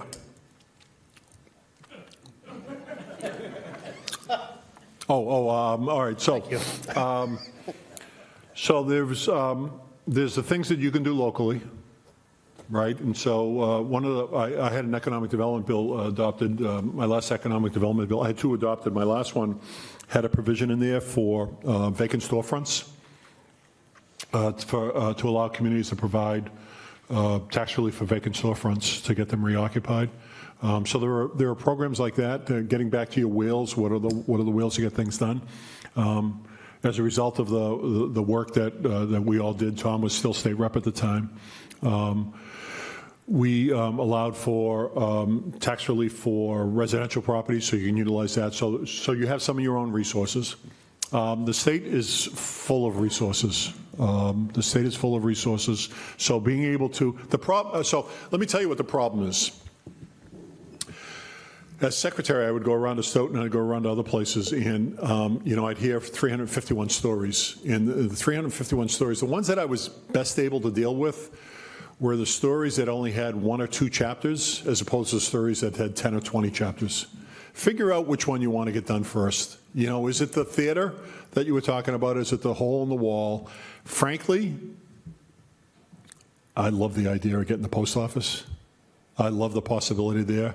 You're saying no. You don't think it'll happen? All right, so you could be right, by the way, but let me tell you, go ahead. That was a Ford dealership many years ago. Oh, really? We fought our asses off to get a post office that would accommodate the people. Yeah. Someone got to stand there and watch how busy that post office is. And the trucks that come in here during the day to get our mail out the next day. Yeah, so we've agreed on everything, including Chelsea girls here tonight, but... And another thing is, look at the people that it generates. If you go in this downtown and get some coffee or something, we forget about the whole tremendous amount of generation of people over there. So this is the adult conversation part. I appreciate your opinion. I don't agree with it, but I appreciate it, right? And you're not wrong or right, and I'm not wrong or right. Let me tell you what I see, though. The opportunity to create a gathering place where special things can happen is before you, and that's there. So I don't disagree. I don't know about the level of activity, but it's great that postal employees go and spend money in coffee shops. That's important, and I'm talking about having disposable income. That's important. A place to celebrate community is really important. A place to be able to redevelop, to develop more housing. The similar housing that I was remarking about is really important. Creating an identity, a real town square, I think is important. So that's my favorite. It doesn't need to be your favorite. But that's the one that I would go after. The point is, pick one, pick two, don't have 5, don't have 10, and go to the friends that Tom has by virtue of being at the State House, and I'm happy to be part of that as well. Billy Galvin's a good friend of mine. I talked to him on the way in here. Talking to your state senator is important too. There are resources. There are ways of finding it. So if it's just a hole in the ground, have a conversation with Ed Augustus about that, and he'll come out. But yeah, there are other resources. And then on the federal level, the feds have all kinds of money, and and they do a lot of good economic development work. Having a coherent strategy, part of being successful on this grant money is understanding what the grantor wants as well. So understanding what the feds are looking to do. It may be on the housing piece, for instance, the balance between affordable and not, and being able to go to the feds. But there are a variety of resources. I can list them all off: the community development action grants, community development block grants, the MassWorks, the Housing Works, the EDA grants, the urban agenda grants, which you may qualify for, HDIP. There's some stuff in the housing bond bill that's being debated right now. Governor Haley, to a credit, I was part of Governor Baker's administration, but I'm also a big believer in Governor Haley's administration, filed the largest bond bill ever. So there are a lot of resources out there. Know which one you want to go after. Barry, we didn't have a chance to talk about housing authorities. If I could just make a plug for housing authorities right now. One of the things that we did in terms of providing for both a better experience for those who are living in the housing authorities, but also creating value on parcels, we have a project going on right now where we have helped 90 people move to other units within the housing authority and in the community, emptied out the buildings, tore down the buildings, and I've now promoted a public-private partnership that's returning 300 units of housing to that site. State has made a substantial investment, and it is transforming a neighborhood. So the housing authority can be a valuable partner, trusted partner in speaking up. All right, so those are the resource questions. Let's do any question about anything right now, and then we'll see how that goes. We're going to do people who haven't asked questions first, unless it's really, really important. I'll give you the really, really important. Go ahead. Jay, can you compare your ability to get things done as city manager versus Tom here with this town meeting? Sure. I'm going to be fresh for a minute. I think you all know that I can be fresh. I would never be a town manager. How many town meeting members are there? 168. How many? 168. 168, 180. You guys can't even agree on how many town meeting members there are. Okay. 168? Oh, my God. So that's a challenge, right? It's a challenge. But the responsibility that you have is not only to represent your district and represent the people who voted you in, but to represent the best interests of the community. And I really do believe this. Again, Guy Sanagate, thank you. 85 years old, still living in Claremont. Support him when he's right. Support him when he's wrong. If he's wrong too many times, you fire him. You got to find a way. I really appreciate how much you want to be involved in the day-to-day operation of state government, of city government. You can't. You just can't possibly know everything and all the moving pieces, and everyone's got personality. So it's more. I'm gonna grant you it's more difficult, but it's not impossible. Communities do it. So find a way to reach across the people that you haven't agreed with, that share different opinions. And this is one of the things that Governor Baker did for me that I'm so appreciative of. For 57 years, I thought that Republicans breathed fire. When Governor Baker called me and he said, Joe, I want you to be a member of my cabinet, I said to him, Governor, you know that I have spent a lifetime campaigning against Republicans? And he said, yes, I know that. And I said to him, I may have done a dastardly thing or two during those campaigns to Republicans. And he said, I appreciate that, Jay, but I want you on board.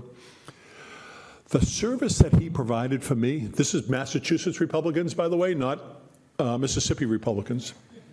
The service he provided for me was, we agree on 90% of everything, and we were fighting on the last 10%. I challenge you as town meeting members to find the 90% that's amongst all of us, I'm not going to say you're going to do it with everybody, but you're going to do it with a lot of people. And starting to respect other people's opinions starts to turn into trust. And then finding a way, and sometimes it's the small victories that turn into big victories. So it's a bigger challenge, not for the faint of heart, but it can be done. Another question. Someone online? Somebody online? Nope. Okay. Second question here, and then I think you're up to like 5 or 6. All right, go ahead. Go ahead. Can we talk about traffic? Can we talk about traffic? No. Okay. Thank you, though, for, there's another, yeah. Thank you for accepting no. All right, I'm back. I'm going to address this question. No, I'm sorry. I got to go to traffic for a minute. All right, Barry, I'm driving through downtown Providence on the highway. I'm doing the speed limit, and all of a sudden it hit me. It's 5 o'clock in the afternoon. This is supposed to be rush hour traffic. There's no traffic. I'm used to Boston traffic. I respectfully say to you that traffic exists everywhere, and it's one of those things you got to live with bad weather. You got to live with a neighbor sometimes that doesn't put out his trash all the time. Traffic you want to mitigate it as much as you can, right? I'm not saying willy-nilly you got to accept traffic, right? But you have to accept sometimes that traffic is a fact of life. And the way to do it is to try to manage it. I'm not sure the police officers, I've seen police officers create as much traffic as solve traffic, so I don't know. So I took on the traffic. I'm sorry, everybody else. I took on the traffic. You get 1 minute on traffic. Have you been in this town when traffic is here between 7 and 9? Yes. And 4 and 6:30? Yes. The illegal turns, we need someone in the square to stop some of this illegal U-turns, left turns. It ties up traffic. You can't attract restaurants here if you go through this town, and you can't even get in the town unless go around it. Sure, I don't disagree with enforcement. I created a special unit, a traffic enforcement unit, to do just that. So there are probably areas, Tom, right? There are probably areas, Steve, Deborah, Joe, others. There are probably areas that you want to take a look at. Lou, there's probably an area you want to take a look at, so I would try to address that. Okay, go ahead. All right. To allude to what he was saying back there with the traffic, the Yeah. biggest problem in the square is not having a cop there. The lights are not coordinated. Okay. That's the whole problem there. So what I would be doing about traffic, the state has money. All right, so I'm talking out loud. I'm sorry, but I'm getting the post office for part of my story here, right? So I get. And I'll fight you on that. So I got control of the post office. I have a redevelopment plan for the downtown, and I'm going to go to the state and say that traffic is going to inhibit the successful implementation of that plan. And what I need is a MassWorks grant, which I did. Right, that came out of my office to redirect traffic, reroute traffic, resignalize traffic, do something else. I need $1 million. I need $2 million. That's a possibility. You're not going to go there today and say, I'm not doing any development, but I need money for traffic. So one of the reasons why you want to build things is that it allows you. There's a theory in a lot of places. There's a theory in government. You make the problem worse, and then you can actually fix it. And so if you were to propose a development that was, 200 units, and that 200 units was going to generate, 400 trips a day, and the lights weren't working, and they're making illegal U-turns because there's not a prevention. Sometimes it's enforcement, sometimes it's design, right? So we could design it better. You might get a MassWorks grant. All right, go ahead. Thank you for that. Go ahead. All right, this question is going to be directed more to Tom, as far as a hole in the ground to entice new developers to take that lot over, is let them utilize the whole footprint of the lot and enlarge the building. I think that'd be a key to get somebody in there. And I want to address what this gentleman back there said, how beautiful some of these towns are, and I think he's probably referring to downtown Easton or Canton. Sure. Easton's done a lot of redevelopment, and they rehabbed the buildings that were there, and some that they couldn't rehab, they tore them down, but they built a building to fit the same thing that was there before, the footprint. And it's welded up. Before you go, I want to stay on Easton for a minute. Easton for a minute. Anyone been to the Farmer's Daughter? Yeah. The guy that owns the Farmer's Daughter is Dave. Anyone? Dave something or other? No. I provided grants for that. Where he is. The farm. Yeah. The reason why I stopped you on that, he's an example of a developer who's a good developer. Well, we talking about the guy, Howe, that owns Yes, Dave Howe. thank you. contracting company. Yes. Yeah, he's Dave the Howe. one that's basically done all downtown Easton. Yep. Yeah. So I sat with Dave Howe for like 2 hours, and I said, this guy gets it. I'm going to do whatever I can to empower him.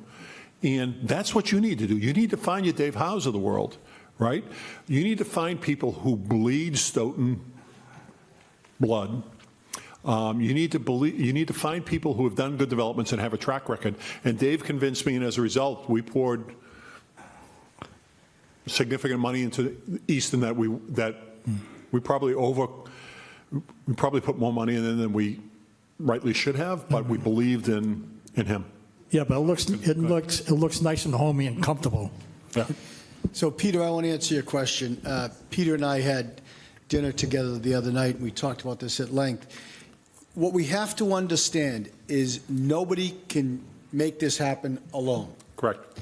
So when Mark and I sit with the owner of the hole in the ground, we're going to bring solutions to him and not a problem. We're going to say to him that we will work with our ZBA, we will work with our planning board to give them a broader vision of what can work on that spot. We can work with the state to find money to help with infrastructure. We'll work with our CPC to see if we can buy 4 units that's affordable and 25 units that are market rate. Yep. So when you bring Retail, it all together, get rid of the retail. get rid of the retail. We have a restriction that Or says that's small going to retail. all be retail. You can design the first floor to provide comfort for people who are walking by. Right. You know, Tom, Steve, and I were talking about this. There might even be a space to put up community notices about things, like Yep. turn it into a community asset, having a vacant storefront. So the place on Porter Street that I like so much has 2 vacant offices on the first floor. Don't want that. It's a carrying cost. So I agree with all that. Continue It's a on. beautiful spot on Porter Street, Yep. and they're vacant on the first floor. There's a reason they're vacant. Exactly. And so in my career, I bought broken companies for a living and then fixed them. If we don't fix the barriers to fulfilling our vision, Yep. then we'll be here in 15 years. But the biggest challenge, and now I'm going to say it straight, that I've dealt with in the year I've been here is our incredible commitment to the way we've always done things. It's been a super barrier. And that's why I asked my dear friend to come talk to us, because if I said those same words, it would be dismissed. So we need to hear it from someone who's got no skin in the game other than his knowledge and his love for communities in Massachusetts. We can start that hole in the ground before Christmas. But it's going to take the help of our planning board, the help of our ZBA. It's going to have us have to support them in building the more units to the 5th floor, which they have a right to do but haven't done it. We have to help them deal with the commercial properties out front. We need to deal with the parking issue on site, as opposed to walking 2,000 feet to the back of the police department for the tenants to park their cars. So what the developer said to us is, with the restrictions you put on us, we can't do this. So Mark and I reached out to Mark, how many developers? 5, 6? And they all looked at the numbers and they said, we can't do this. So it's not just the current owner. Nobody wants the deal because of all of the restrictions. What Jay, as secretary, did so skillfully, and it's where I learned to do it, is to bring together public-private partnerships with the regulators, the support of state government, and maybe even a couple of bucks, because we're a real facility, from the federal government. What I'm asking you to do is, we've got the most brilliant development person in town government. and Mark Tisdale, one of the best planners I've ever known and built. As Vice Chairman Cavey said, we've got all the internal ingredients to make it happen. I've got 40 years in making deals and buying companies, but we need the support of the town meeting members to pull it off. So I didn't mean to give a speech. I just wanted to answer Peter's question. I'm also going to say 90-10 rule. If you get 90%, you have to accept that, there's 10% that, so that's fair. You got it, go ahead. Yeah. Sorry you had to sit next to Tom, him. you just, Sorry you had to sit next to him all night, but somebody had to. You just stole my thunder on that. Oh, I'm sorry. My comment is that, the town, in the town meeting, all the different boards and engineers and everything really have to task themselves together to put a vision on that our main goal in this town is to fix this downtown. Now, we've done a lot of purchasing of open space in the areas of the town, everything. Open space is good, but, it's not doing what we need to task. We have to task this downtown. The theater, give it up. We need to figure out how to get that thing out of there, clean up those areas that need to be cleaned up, and open these areas for developers to build nice housing. I love the idea of you mentioning that, having retail underneath every one of those is not a necessity. Brilliant idea. Why didn't somebody think of that sooner, How do you feel about the post office deal? I believe that the post office needs to go. Hey, all right. And I do believe that the select board and the town manager should, we should need to put more emphasis on spending money that we have instead of buying open space, buying up these little pieces of property that are in around the downtown. Even if we have to take down a house and put a lawn there for 5 years, that's a piece of property that can be used, and then maybe we can get the next one. And somehow this stuff can be all connected Assemble, together. you're going to assemble something and put something It's better such a together. small area. It's like trying to, landscape your backyard, Yeah, thanks. Thanks, I appreciate that. All right, so I'm getting a sense that we're a little restless here. We got a lot of other questions here, but we've touched upon a lot of things. So if I may, is there anyone else in the audience that wants to say something that hasn't had an opportunity? Yes, go ahead. She's got one. I think part of what you're hearing is that different people have different priorities. Sure. And they're not listening to what you had to say. We have to pick a project. If it's the hole in the ground out front, come up with a list of what the town will accept or would like to accept and what the developer will accept. And then, because this is a town, if there has to be changes in density or number of floors or whatever, it comes to town meeting as a package. What we've been doing with our zoning and a lot of our density rules and things is chip, chip, chip. Yep. We're taking a little bit here, a little bit there. What we have to get people to buy into is this is a problem. This is what will solve this problem, we believe, and we're going to solve this problem. And you don't even need 90%. In town meeting, you only need 2/3. Yeah, that's awesome. It is possible, but the hard part is getting each of our little silos to agree on one silo. Correct. We build that silo, and then we work on the next silo. Not, I want to do something with the theater, I want to do something with the post office, I want to do something. We all want to do something, but we need something. Right. Not a bunch of things. Said. And we have to trust that if the majority picks the hole in the ground, that eventually maybe your post office will come up. Eventually maybe your theater will come up. But we talked about Technology Drive. It took 34 years to fully develop Technology Drive. it's not going to happen tomorrow. It's not going to happen overnight. So I believe in the spirit of what you say.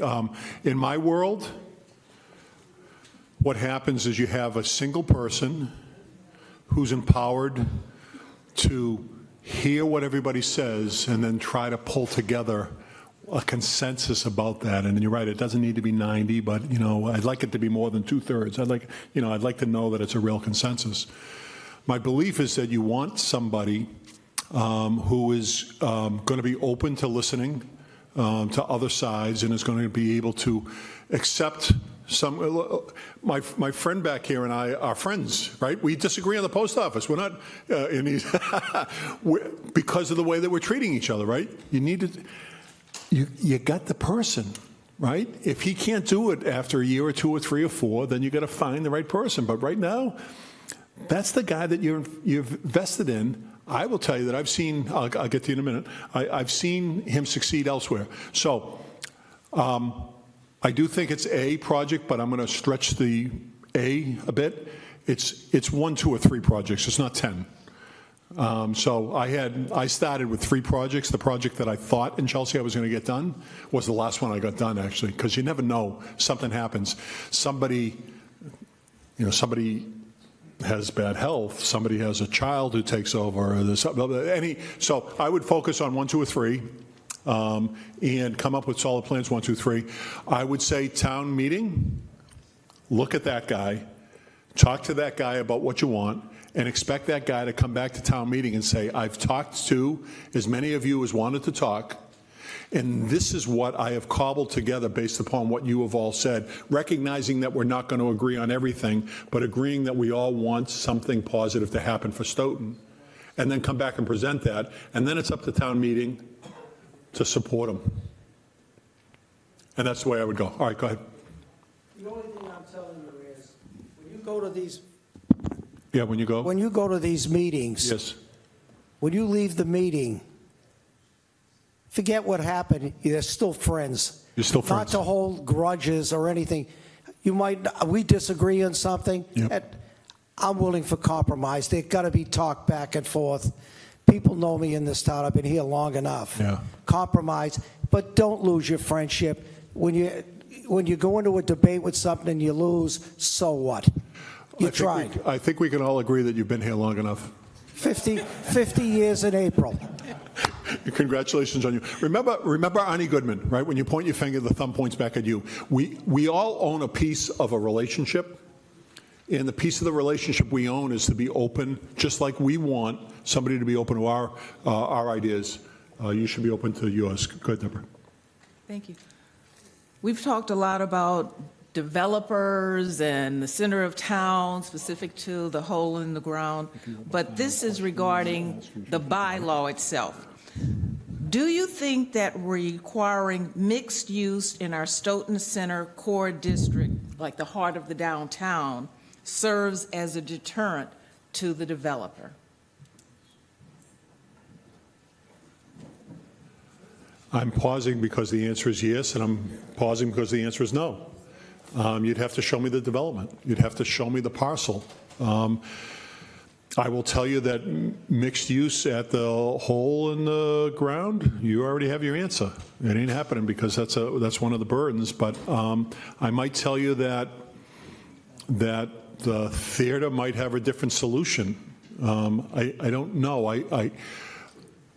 I'd be open, right? Again, I never developed a thing in my life, right? I have to respect people that have done it and done it well. And so I think the answer, Deborah, is I want to find good developers, right? Everyone has shaken their head in the affirmative. I want to find good to great developers who believe in what we're trying to accomplish. And then I want to trust that they know a little bit more than I do and have them convince me, as opposed to showing up knowing damn well that there shouldn't be this on that, or there has to be this on that, and looking at them from an individual case point. Go ahead, and I'm going to ask Steve, Deborah, and Tom if they have one more question, and then we're going to wrap it up. Unless, go ahead. I'd like to expand a little bit on what Cynthia brought up earlier. One of the issues, I think, that cause the confusion here is our town meeting warrant. Okay. There are way too many articles. I think it's a distraction to the town meeting members. I think we'll get confused. We should be able to limit these things. We have 50 and 60 and 70 warrant articles in these things here that we have to discuss in town meeting. I think it's ridiculous. I think that quite often the warrant articles are in disagreement with one another. And I think that there should be a way of getting around it. Thank you. You just validated my opinions about whether I want to serve in town government or city government ever again. Tom, go ahead while we're moving the microphone. Completely agree. I'd ask that you reach out to our moderator. The Select Board has recommended on many occasions that like articles can be bundled. You could bundle or put on a consent agenda upwards of 25 articles every year. He just needs guidance from town meeting representatives if you agree with that. He believes, and I shouldn't speak for him, Bob has expressed to me that he believes that a consent agenda or bundling of articles that are routine and repetitive, there would be substantial opposition to. So if town meeting members believe that, you need to let our moderator know that you support that. Okay, nope, we're all set there. Okay, great. So, one more time. I don't want anyone to leave here saying, geez, I wish I had said this or I had asked that. So, one more time.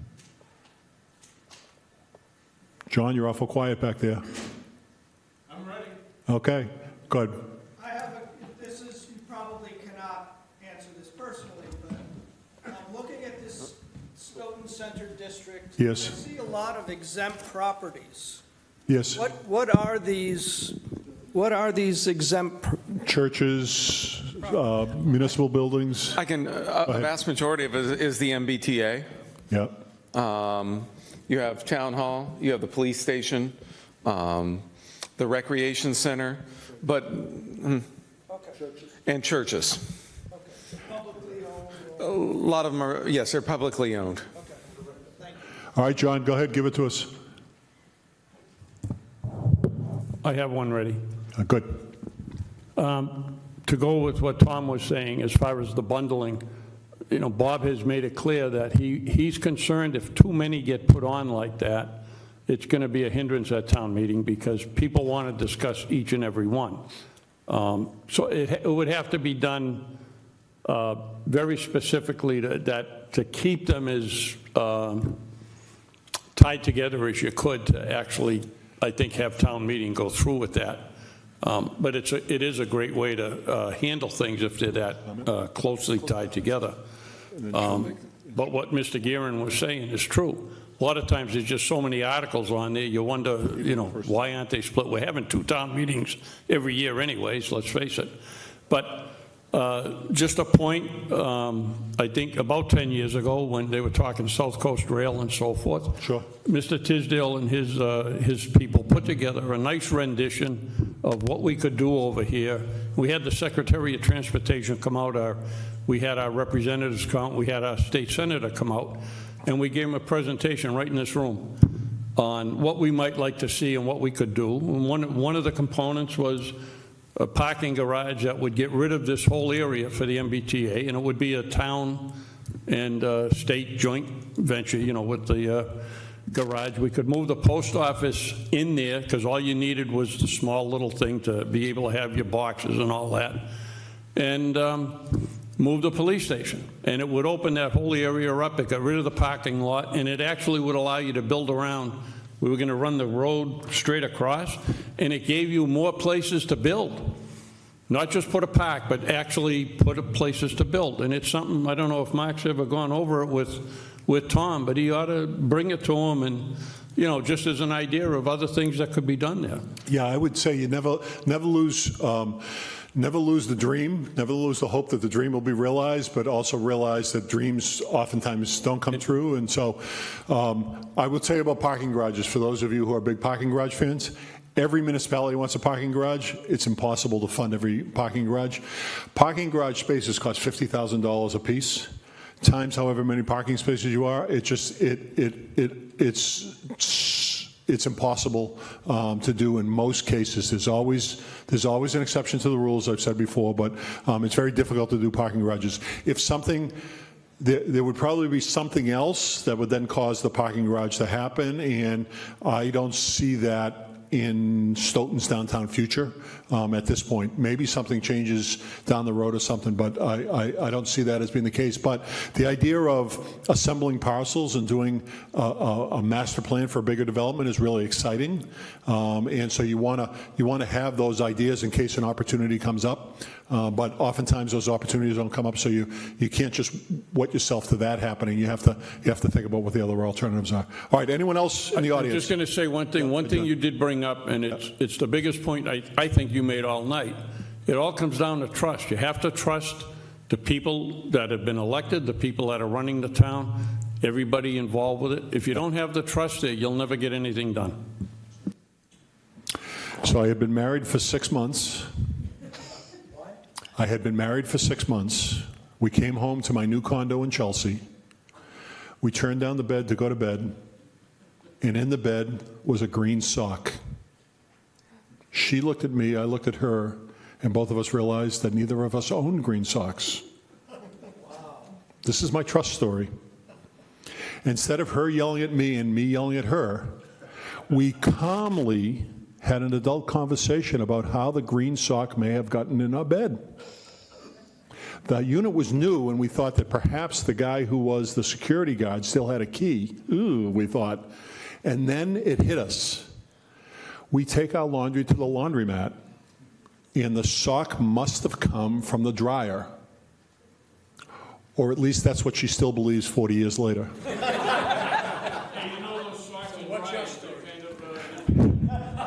So the story there is trust is important.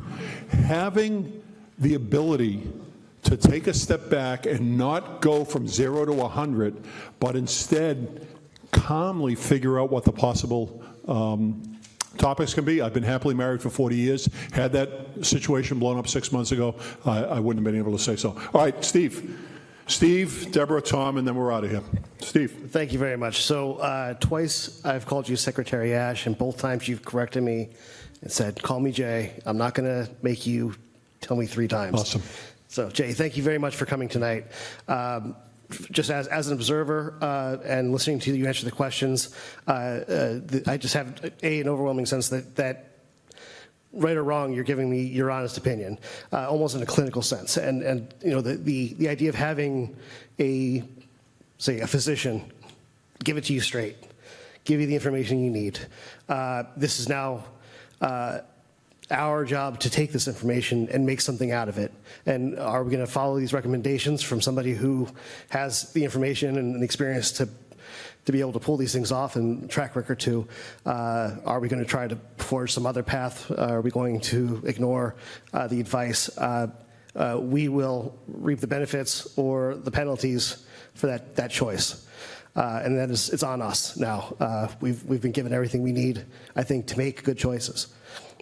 And so now we're going to have to go ahead and do it. And for your honesty with us and telling us things that maybe things we didn't know, maybe there were things we did know but wanted to pretend like we didn't, or just affirming things we already knew were true. I appreciate you taking the time to speak with us and give us an honest assessment. And I'm eternally grateful for that. I thank you very much. I have a lot of gratitude. For the town meeting members and other members of the town who have contributed, who've come to listen, who are at home listening and have asked questions, we love democracy here. We love to participate and do this together. We're in it together. As I always tell people, we're all neighbors here. Even the elected officials here, we just live next door to you, and we're all trying to do the right thing. So I appreciate people coming and sharing their thoughts, their concerns, asking questions. As I mentioned, you asked all the questions we had anyway, and I'm not surprised that you had your fingers on the pulse of this, and you understood what we had to achieve tonight. So thank you very much for all of the work that you've done. I definitely wanted to thank Chair Roberts. She's always been a wonderful partner in all of the endeavors that we've undertaken together. There's few people I enjoy working with more. So thank you very much, Deborah Roberts for that. Tom Coulter, we are blessed to have you here. Working with you has been one of the highlights of my elected career, and I appreciate all that you've brought to the town of Stoughton. But I know you don't like hearing so many nice things about yourself. And still, I have to say it. Thank you very much for facilitating this. Really appreciate it. Mark Tisdale, you've been a fabulous partner in everything that we've had to do. You have pointed us in the right direction, and we're grateful for your expertise and guidance in all that we're doing. I'd like to give a very special shout out to our town planner, Bill Roth, and Economic Development Director, Pat McCarthy. They have done a tremendous amount of work to make this possible tonight, and none of this would have been possible without their attention, their thoughtfulness, and for that I'm just grateful for everything you guys are doing. It's really remarkable. We are very blessed to have exceptional town staff, people in the economic development field who are at the top of the game, and they are fully invested in our success. And so I think we really have to take advantage of that and not waste this opportunity. So those are my closing remarks. Thank you all very much for taking the time to join us tonight.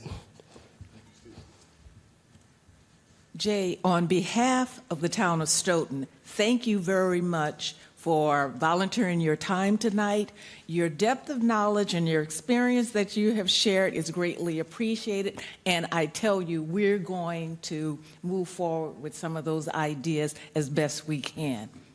You will always, always be a friend of the town of Stoughton. Yes. If there's anything that we can do for you going forward, please let us know. And in that regards, I'll hand it over to Tom for the final words. Who would have thought I'd be more brief than them? Folks, town meeting members, for you to spend a Thursday night with us and to hear what we have to say, I personally am very, very grateful. You are so much, you are so important to this process of moving the town forward. I want to come up with a theme for the town as we enter town meeting season. This is our time. This is our time. All of us are embarrassed by the hole in the ground, by the condition of the theater, by the traffic going through the center, by the vacant storefronts. All of us. We will come up with a plan, a one-page action plan for that hole in the ground at this town meeting. I ask that you understand that plan. It'll be published in advance. Call us in advance so we can sit down, Mark and I, with every one of you and go through what the math is, what the ROI, the return on investment is. If we can pull that off, this will be the beginning of our time. I want to share with you one story about when Jay and I started working together. I asked for a $3 million Mass Works grant to build our wastewater treatment plant to serve our economic target zone. Just so you know, we had no town planner. I just made up that term. And it looked like the surface of the moon. There's 130 acres up near the treatment plant that I wanted to bring a life science to. Jay drove through it, and he gave us the $3 million, came down, made a wonderful presentation. He said, but don't come back to this well next year. I said, we won't, I promise. So 9 months later, I called Jay and I said, we're almost home, but this is our time. We need another $3 million to finish this. He said, you're killing me. You're killing me. And he gave us another $3 million. The state will partner with us. Jay set the path on how to do that, why to do it, and shows what the return on doing that is. We've met the enemy, and it's us. If we can bring all the stakeholders together, then this will be our time. All I ask in closing is that we recognize that this wouldn't be possible without this unique select board that we have. I get so much support from them. Mark gets so much support from them that we can say in a very confident way, this is our time and we can do this. But we need to partner with town meeting members. And so I want to extend an open invitation to call me, call Reggie at any time. Mark and I will be available whenever you want to come in and talk about the plan. Always have an open door. We believe in transparency. We believe in sharing information. In closing, I too want to thank my dear friend Jay. We talk all the time. He's been a long-standing reference for me on resumes. Thank God they listened to him in Stoughton, or I'd probably still be unemployed. So I really appreciate everything you've done for us, Jay. I call Jay so often just to get counsel, just to get advice, just to get feedback. 90% of what I talk about in terms of housing and economic development, I've learned from him. And so, Jay, you have my deepest gratitude. I'm so grateful for making this trip. He has a long way home. And so with that, I'd like to say good night on behalf of the board, on behalf of Jay, and with our sincere thanks to each of you for coming out tonight. Appreciate it.